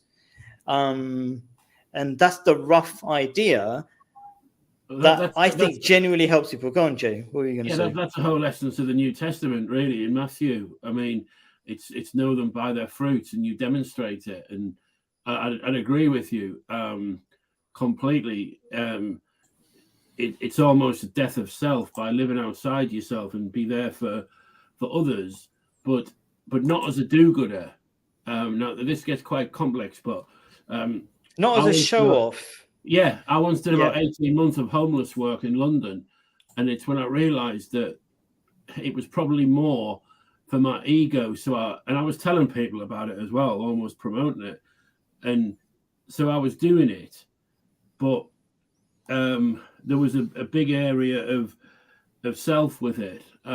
But I understood every word. And it's always in the details, isn't it? This is the word taqwa I'm talking about, my daughter's name, which means analyzing the small things. It's not like feeding the homeless people. I bet there was a lot of good in it, and maybe you're being a little bit hard, but there was some bad, and it's the deep and the subtle things that you have to twist, and you shouldn't stop feeding the homeless. You should just fix. Maybe, or even telling other people is not so bad if it encourages other people to come. But you kind of also hide. Also, like you tell 50%. This is another like a Quranic principle, that you can tell people sometimes, but also hide many of your good things as well, so that it's not all about showing off. Yeah. And just one other thing which you might find useful is if you imagine that you've got, I don't know, a DVD player or some sort of film, and that's your version of how these people should be, as if you're the director and the producer of the world, i.e. playing God. So this is how I think you should all behave. And when people let us down or disappoint us, it has to be that they're not performing the role that we've assigned to them. So if this person you're on about, whether it be a friend or family member or something, they're clearly not doing what you want or what you think they should. But if you, as you said at the end, if you haven't got any expectations, designs, or i.e. playing God as ruler of the kingdom, this is how you should be, then it's difficult to get disappointed in that sense. And also one of the the good things in the New Testament is that we don't hate the person, but we can hate the idea or their 100%. Behavior. And that's what Jesus did when he turned the tables, and it was the whole philosophy of the money, the loan, and doing it on a Sunday, I think, or whatever it was. Love the sinner, hate the sin. Yeah. Whenever I need a good Christian comment, I can always rely upon Claire. Claire helps me a lot as well. Yeah. So let me just go through. I do always appreciate people. No, it wasn't. There's something else. What does this mean? This is what I have to put up with. Is she upset about trolls? Oh, okay. It's nothing useful. Well, hello there. I am again zero. Okay, I was thinking maybe there's something I'm missing, and she was complaining, or he was complaining that we weren't paying them attention. Never mind. Okay. All right. Just a troll then. Okay. All right. Trolls are welcome. Hopefully they will. I don't mind who comes, really, because I always think if I'm saying something useful and somebody accidentally listens, even when trolling me, that's fantastic. Well, I mean, what do you think trolls are looking for? They're basically addicted to the power of hurting people's feelings. I think that's what they're addicted to. Yeah, if you can't achieve, and I'm not being hateful, by the way, Dr. Mengel, but we're just discussing in a sort of abstract, distant way for all trolls. Yes, often it's if you're really unhappy, what you do, and you don't feel able to achieve something great, and you feel bad when other people are achieving great things. I'm not saying, I don't know if I'm achieving great things, but I'm just saying, rough, generally speaking, then the easiest thing to feel better about yourself was to pull other people down, so you don't feel the pain of the difference between the heights that somebody else is achieving compared to you not achieving something. So it's the pain of seeing other people achieve things, and I suppose it's the power of trying to exert power to limit power their of achievement. Distraction. Yeah. Okay. They liken it to when you get out of the swimming baths and you need to push down to push yourself up. So you're pushing down on the side of the swimming baths to push yourself up, and when you're pushing down, that's the analogy for pushing people down. So to make yourself feel better. Yeah, it doesn't work. I used to do it when I was a youngster. It doesn't work. Yeah, I suppose we all do it in different ways if we look in a subtle way. But anyway, okay. So I want to see if I've been useful in explaining this idea enough to move on to the next form of addiction, which is porn. So failure. And essentially, our sense of failure really is not that we're truly failures, because this guy has done so many amazing things. He knows he's done so many good things, but he doesn't value them because they're not valued enough by people. And even if it was valued lots by people, it would never be fulfilling anyway. And I told him yesterday, I think it was yesterday, day before yesterday, when we were talking about it in more time, the only thing that will make you the only attention or interest or whatever you want to however you want to word it is God's attention, God's acceptance. And that might sound very airy fairy, but I think that's the only thing that really works. And maybe it doesn't sound so airy fairy anymore, because the West has done this experiment, this materialistic experiment, and it's going so badly that people are being forced to awaken to the reality that there's something else. And that something else has got to be God, and we've been running from it for a long time. Does anybody have to say anything about that? Where it's true, there's more and more people going to spirituality and nature and sunrises and sunsets and stuff. And I think it possibly is a temporary reprieve from the insanity of the human condition. I don't think it's a long-term solution. But there's also more people seeking more from the material world to try to get satisfaction from it, sadly. But it is a journey downwards, definitely. Also, in the alcohol isn't as prominent in this country as what it used to be, but other things are. And yeah, so that people are turning to something else, but I don't think there's something else that's got a permanent is a permanent solution. Okay, yeah. So there's different kinds. You go on. Yoga and nature walks, and I mean, I'm speaking sea swimming, and So what you're talking about, this is the thing that I was talking about. Western spirituality, the kind of Western spirituality. I was not talking about Orthodox Christianity, for example.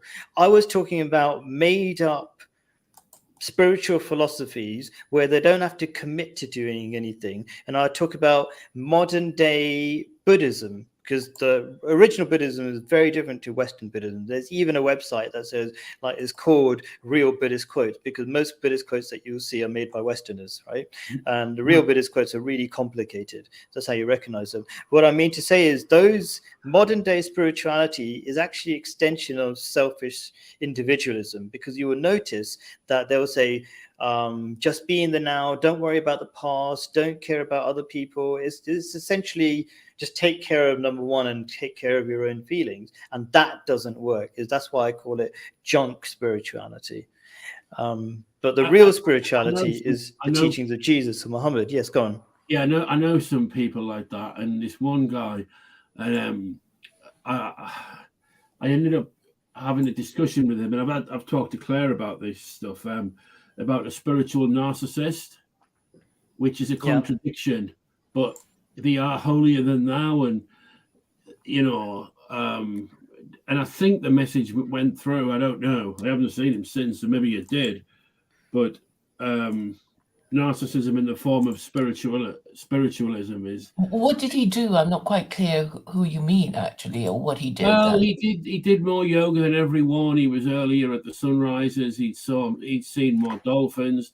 He ate more totally organic food. He had an electric bike or whatever, and he was very proud to promote it, and cold water swimming and Wim Hof and Buddhism, and But So when I hear people do that, I mean, all those things aren't bad. Obviously, they're not. if they're to show off about it, there's a problem. But I also see, I have a lot of empathy for, even though I'm like crapping on modern days Western spirituality, I know from people I talk to, there's a lot of people who are really struggling, who've gone through a lot of problems in their life. But I do agree there's a strong element of narcissism in their faith, a sort of coping mechanism in any way. But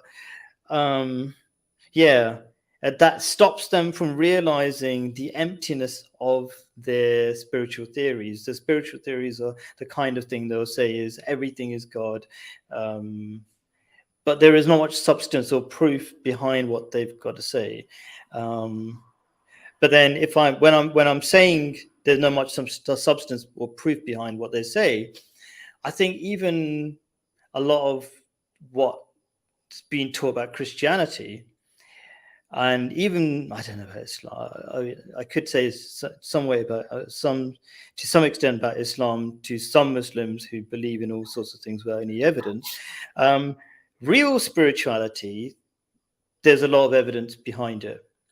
There's a lot of evidence that God exists. There's tons of evidence to say all the spiritual teachings, let's say, especially in Islam, I would say, work incredibly well. It's the reason why Muslims have the most marriages, the most long-term relationships, the most children. These are all coming from their religious teaching. There's empirical evidence behind it. It's not some airy-fairy stuff. But I think I don't ever debate or get into questions about does God exist or not. I just look at the effectiveness of it, and if it works in your life, then great. And if Islam works in your life, then fantastic. There's no point doing it or believing in it if it doesn't actually work in a good way. And so what you're saying there, it makes perfect sense that the evidence, but that gets back to the New Testament of know them by their fruits. Yeah. So the demonstration is on the outside, and that is a reflection of the inside. Yeah, I think it's good to realize that you're not believing in fairy tales as well, to look at the evidence, does God exist as well. I think it's helpful. And a lot of people think that there is no evidence, and that's a dangerous thing, to believe it's just a belief. And you're just looking at, okay, the results are good, therefore that's good, but it's also a little bit dangerous to, I would say it's dangerous. Like if you really want to be convinced of a faith, and you want to really benefit from the faith, you can see the outcomes and say that's a good reason to follow it. But it will give you more strength to realize that it really does make sense, even logically, even scientifically. It makes sense. There's overwhelming evidence, but there's so much propaganda by the atheists to give you the impression that actually it's not scientific to believe in God. It's completely opposite. If you were to say to the atheist, look, in this town in England or town in Saudi Arabia or Iraq or Iran or whatever, like everybody's practicing Muslim, and look, everyone's married. The women are at home most of the time with the kids, and that's your proof. They don't want that. They hate the that type of stuff, that connection. So if you were to demonstrate how your religion, what you just said to me, if you were to say that to the Western atheist, you're almost proving to them that they're right, like in their minds, because they don't want that. They want to be 40 and single and have no children and hate the world or whatever. I don't think so. I'm going to do a talk about that. I'm going to do a video, the whole live stream, because there are a lot of people really depressed. My cousin just sent me, I think it was an article in The Guardian about the increasing number of men who are ending up incredibly depressed because they thought they would get married, and then for a whole bunch of reasons, And the reasons are something like, and it's also true for women, they follow their career, they think they have time, and they keep putting it off. They keep going out of relationships, and then eventually it's too late. And there's a huge number of people suffering from this. What the progressive liberals have yearned for and promoted, they're almost getting. And when I know a lot of people, and I lived in London for I think 30 years or something, and there's a lot of single people, men and women, unhappy with it, and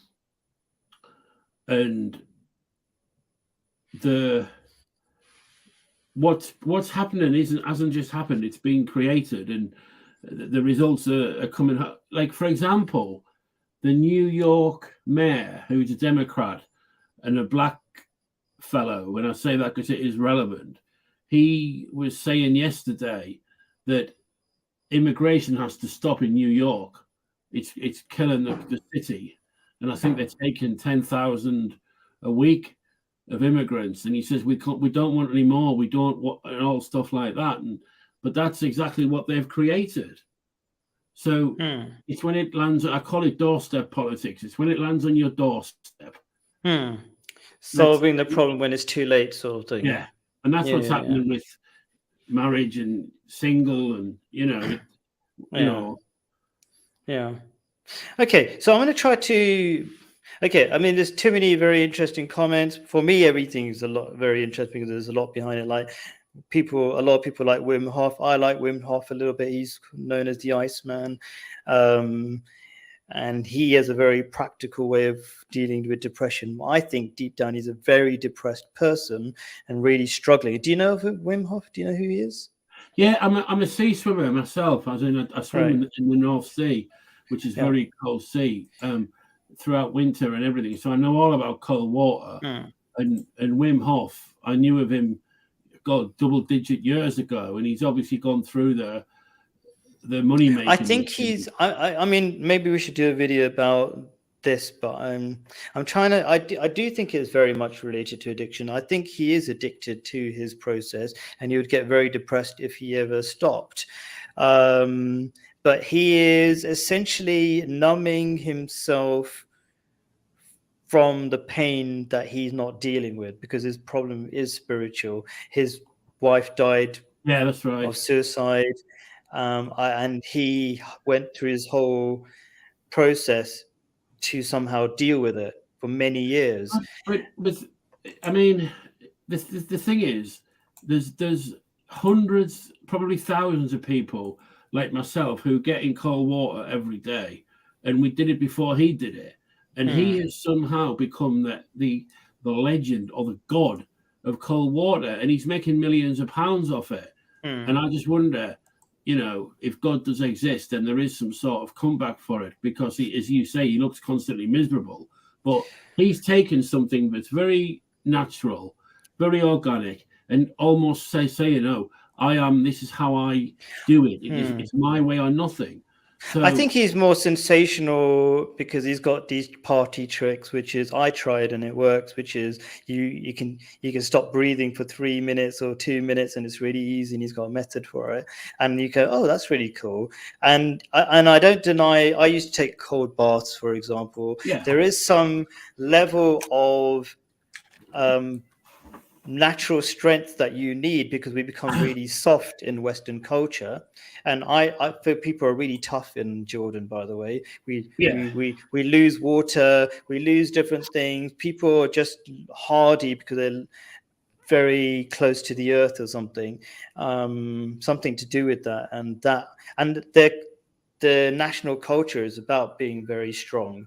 But anyway, that's another thing. But he's become a god to these people who you were speaking about 20 minutes ago, who do Western Buddhism. And I did mention Wim Hof in that, which is why Orpheus probably wrote it in. But that's one of the modern day gods is Wim Hof, how to get in the sea correctly, and how to get out, and how to breathe. I mean, it isn't that difficult with respect to Wim. Yeah. Okay, I'm going to whiz to the next point. Porn. Okay, so a lot of people are addicted to porn. I'm not even sure if my comments make a lot of sense, really. Okay, I'll put it like this. Very smart guy, really nice guy, has a lot of introspection, good friend of mine, addicted to porn. And why? And this is what it is, I think. He's an intellectual and he debates people intellectually, but he doesn't necessarily see if there's any benefit to the outcome. It's just proving you're right and the other person is wrong. That leaves you really empty. That makes you really quite disconnected. It's a very disconnected way of living your life. And therefore, you try to fill that connection.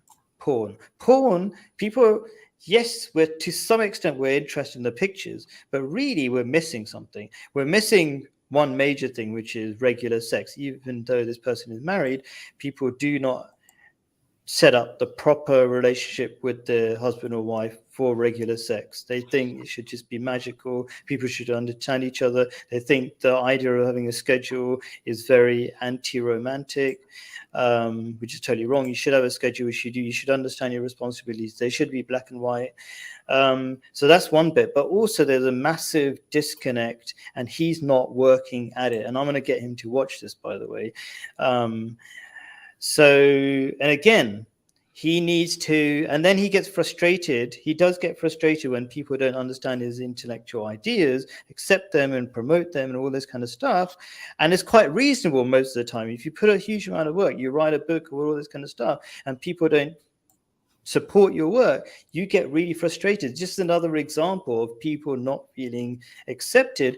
But this is always going to happen. People are not always going to like your ideas. They're not going to appreciate all the hard work you put into your ideas. Okay. And then you are going to start hating people. And the only solution, and maybe I don't know if I'm expressing it very well and it's going to sound really boring, but just help everybody, including people you hate. There should be nobody you hate is another way I'm trying to say. Anyway, that's just some thoughts I've got about it. Does anybody, like Claire, do you want to say something? And then Jay? Yeah. I don't disagree about what you say about porn being used to distract people from their restless thoughts. Because I suppose, if you get a hit of porn, it is kind of like getting a hit of drugs or drink. You forget your problems for a few minutes or whatever. Are you speaking from experience there, Claire? Sorry? We're talking about distractions of sex and drugs and rock and roll. No, I know. Jay, go on. I would ban it personally. I would I would ban porn, gambling, alcohol, a lot. Drugs and everything. Wow, have you become a secular Quranist? No, I haven't sunk that low. But basically, you agree with everything in secular Quranist. It just sounds too foreign for you. No, it doesn't sound foreign at all. I'm not living in England. No, you agree with it. You sound like a Muslim. What does a Muslim sound like? Exactly what you sound like. All the things you just said, exactly what a Muslim would say. Yeah, but the National Socialists. Banning gambling, banning alcohol. Exactly. Not many people would say that.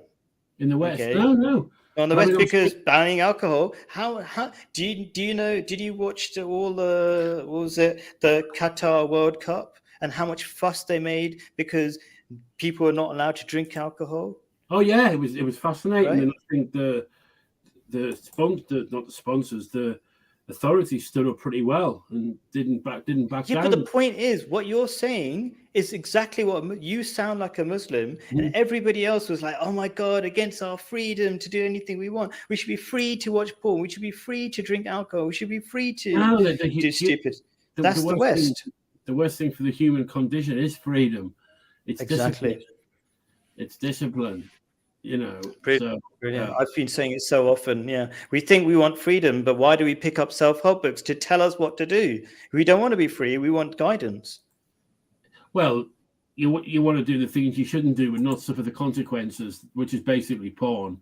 I mean, I don't know about stuff like porn. It's just so easy. That's the thing. So it's a delusional state of mind. It possibly, without going down this route too far, it's possibly better than the real thing for a lot of men. Sorry, say that again. I was just laughing It's at possibly one of the comments. But possibly porn Cheaper. is better than the real thing. Cheaper and no, cleaner. it's not. But I think I'm saying for some men who cannot get women. Yes, if they cannot get it at all. Or Yeah. they're just not okay. No, yeah, you know what? You touched upon a very important thing that I was thinking of saying, which is like we can ban porn, but we also have to help people get real sex. And we have to I think it's actually becoming popular on social media. I don't know if you noticed it. People are saying bring back arranged marriages because apps don't work. Well, yeah, that's part of the progressive freedom and liberal lifestyle. It doesn't work, but how low does the West have to go before it returns to some sort of the current Conservative Party had a leader who had 7 children from 4 different women, promoting family values allegedly. So, you know, like it's hideous. I mean, there are many benefits to Islam within the family unit. That's probably the best one I've seen. And the banning of drugs and gambling and, you know, cigarettes and fat sugar or whatever, I would kick it all. Yeah. So that's really interesting. I mean, before I move on, there's an obvious kind of question. So I feel like you've got some sort of connection with Christianity. Yeah. Yeah. And I've told Christians, be better Christians. You would do a lot better. Like Christianity teaches the same things as Islam does. Like women are supposed to obey their husbands. And it sounds terrible, but actually it works really well. And, you know, there are certain roles. Men are supposed to go out to work. Women are supposed to cook their food or whatever. And it's not a bad thing. It's called specialization of labor. It's logical. It's not. But what's happened is that in the way Christianity has been taught for decades now is that you don't have to do any good work. It's the Holy Spirit. If you just believe, you'll have the Holy Spirit, and by default, you'll be good. And that's been the death of Christianity. Would you agree? They don't even teach that now in church, for example. I don't think there are any religious lessons in school, but I occasionally dip into church.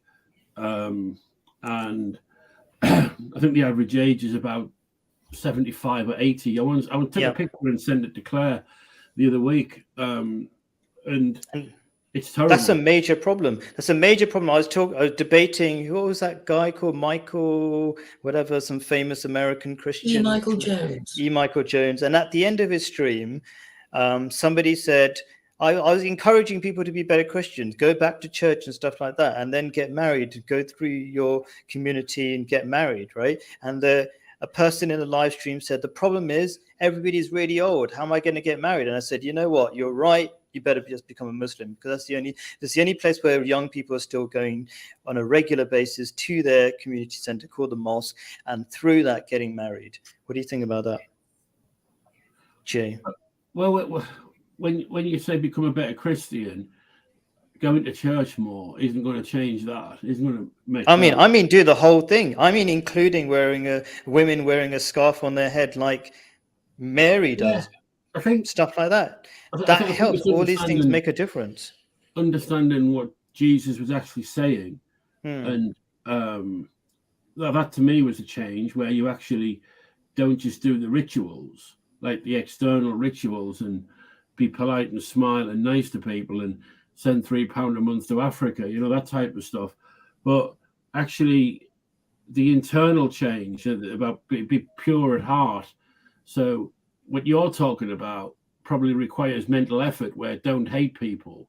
But if you get to a place within yourself where you are pure of heart, then it's organic, it's automatic that you don't hate people. I mean, it's a you don't do it overnight. There is a process. There is a process to doing that. Like there's the saying of the Prophet Muhammad is like a 3-step process by which you stop hating people, you love everybody. And I don't want to go into too much, but this is actually also in Christianity and Judaism. Yeah. You're supposed to, whenever you come across somebody, you're supposed to say, "Peace be upon you." That's as part of Christianity as well. Some churches do it, and if you make a habit, and you make it a habit, but you don't mean it at first. If you keep doing it, you'll start feeling more connected to people. But that's a whole. There is a process so you can feel more connected with people. I'm going to try to move on because I really appreciate everybody's time, and I don't want poor Claire to get too tired. So this is about you, Claire. Apparently you're a politician. I'm going to whiz through this. Do you want people to accept your intelligence in any way, Claire? Yes, I want them to recognize my genius. Sure. Do you think so? Because you're very clear and you don't hide things, I suppose. So that's why you're so upfront about it.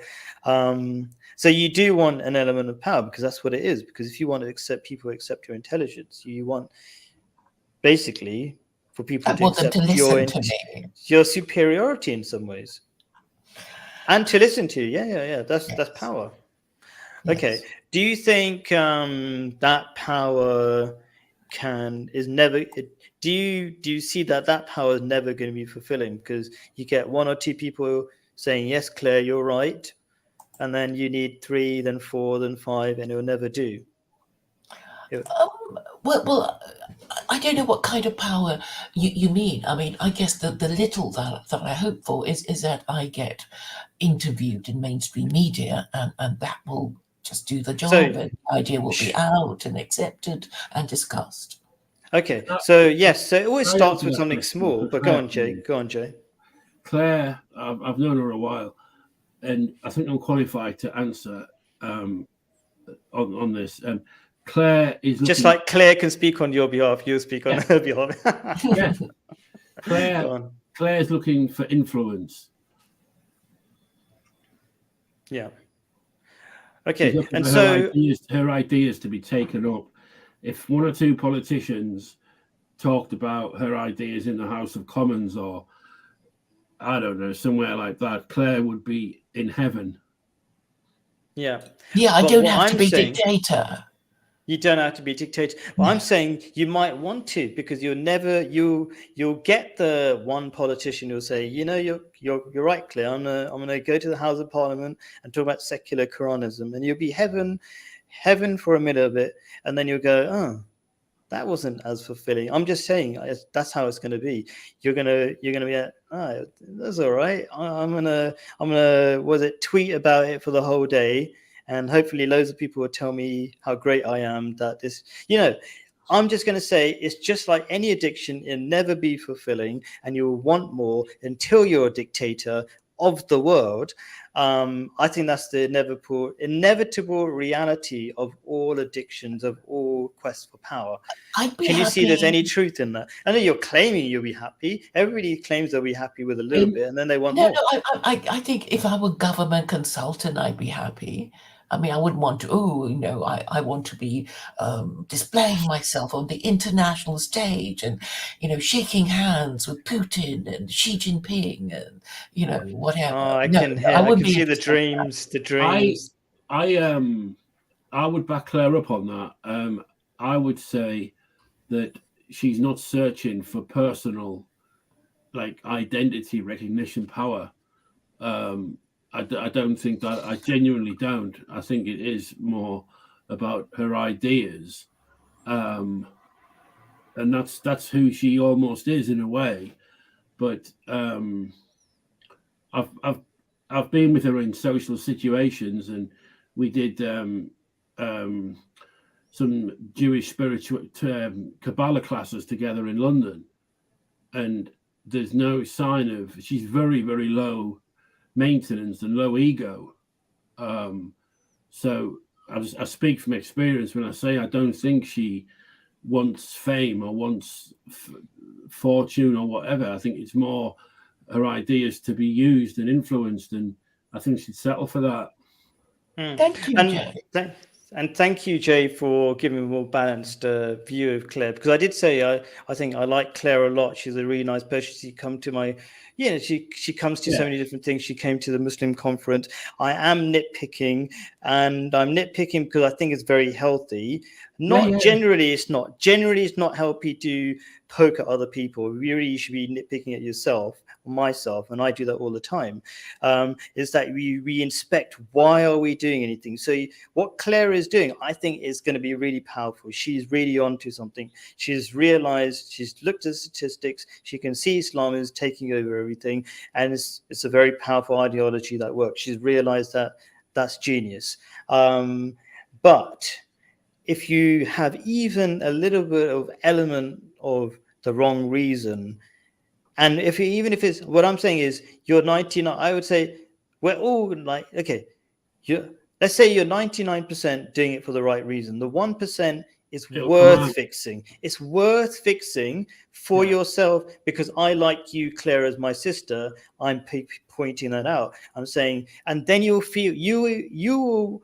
And also secular Quranism will win, because if you fix the 1%, what do I mean by that? Because as soon as you do it completely selflessly, it's so easy to go on forever, and you will win. Because anybody just goes on forever, you will win, because everybody else will give up. Most people give up.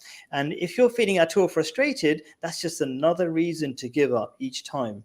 But if you're not frustrated, you just do it. This is the right thing. You'll keep going. And so this will make secular Quranism even more powerful, because it's nothing to do with you. Do you see that as useful? What do you think, Claire? Do you think I'm talking rubbish, or? I mean, I earlier when I was talking about politics being a vocation, I meant that, it's a calling. You're not doing it for the money or the glory. You just can't help yourself but want to do it. It's like, they say nursing is a vocation, teaching is a vocation, soldiering, all these things that people think, oh, I would want to do that for fun or money. So you have to love that particular thing to just do it, or almost compulsively. So I guess I'm saying I am like that. So I mean, I can't even help it. I mean, I'm not getting paid for this. So I guess to that, which is evidence. The good thing is that, and this backs up what Claire's saying, is if you're doing stuff selflessly, it doesn't usually require a lot of effort, because the ego isn't engaged. So you're not suffering disappointment, resentment, high excitement, and all of the stuff that comes with it. So if you're coming from a godly center, then there is enough energy and power. And possibly every day, Claire suffers a lot of abuse, and a fair lot of it come from me in the past, but she's still doing it. She's still doing it and doesn't get, so she's either coming from a higher place or there's something wrong with it. And you know what? What you just said is going to be my roundup comment, because I appreciate all of your time and being here for over 2 hours. And what you just said was, when you come from a higher place, it becomes easy. And that was the whole point of this live stream. Good. That life is so easy if you come from the right place. Incredibly difficult thing. The most, there's Prophet Muhammad has been known by, I can't remember, on some book, as the most successful person in history by a non-Muslim. And all he did was he just kept on doing what he thought was right. And he achieved such great feats. And what I mean to say is that you can achieve really big things if it's not the intention to do the big thing, but just to play your part. I'm probably not saying it as well as you did, Jay, basically. So in short, Same. It's all the same. same. Yeah, it's just life is not that hard. You can achieve great things. It depends where you're coming from, why you're doing it. Start with why, as Simon Sinek says, is a great. I'd recommend reading his materials. He talks about both start with why, but also infinite games, which Orfeo Theolucia has been talking about.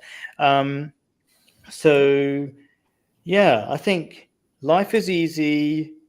You don't need much to survive. That's why life is easy. And you do want to do interesting things. But if you do it with the ego in mind, all those interesting things are ruined. The experience of it is ruined because it's all about you always feel disappointed that you're not getting what you want. But if you do it with the right intention, it's an amazing journey and it's really enjoyable. Yes, go show me your book, and then I'll try to just get you to. Simon Sinek, Leaders Eat Last. Let me see that book. What was it called again? Simon Sinek. So you're a big fan of Start With Why. Okay, Leaders Eat Last. Yes. Okay, yeah. So you're a fan as well. I haven't read it yet, to be honest. Oh. I got it about a year ago, and it's in my pile of books to read. All right. I mean, I haven't read any of his books, but I've listened to his talks and loved his the talk that launched him on TED Talks was about starting with why and stuff like that. But anyway, I'm going to try to stop talking. I want to hear from you. You say last few words, Jay, then Claire, and then I'm ending it. So go for it, Jay. What do you want to say about anything you want to say? Thank you for having me on. I've enjoyed the experience, and I think it's good that people of different faiths, maybe is the right word, I don't know. Yeah. But ultimately, we seem to have logged on to some familiar territory, and even with Claire, who sometimes we don't agree, but no, it's good. It's been really good to chat to you, and you've said a lot of things that have enlightened me, and will hopefully make tomorrow a better day. So thank you. 100%. That's what I want. That's what I really want. And by the way, I'd love you to keep. Jay? You've been, I think, commenting on my videos before. I'd love you to keep joining, and maybe we could just do a focus on just between us two sort of thing on a topic that you're really interested in. And it's really easy to contact me. So you can see on the top right corner it says my name, Khaled Safir. And if you added at gmail.com, we can get in contact if you want. Yeah. And Claire, thank you. And Claire, you say the last words. I really want to wind this up. Thank you for your very interesting question about the question of power. I mean, I had a sort of, deep think about, whether I want power, whether I'm addicted to it, whether I deserve power, and so I think you've helped me sort out these questions in my head a little bit better and express them a little bit better. And it was very good that you allowed Jay to join us, making it more interesting. And I have to thank you for your agreeable personality and your open-mindedness in being prepared to talk to all kinds of people and have these more interesting questions and discussions on your channel that are completely missing from the other Muslim channels. So it is a privilege to be your friend. Thank you so much. I won't add to that. I just loved everything both of you just said. So thank you very much. Peace be upon you. Or have a great week. Bye. Thank you. Thank you. Goodbye. Bye.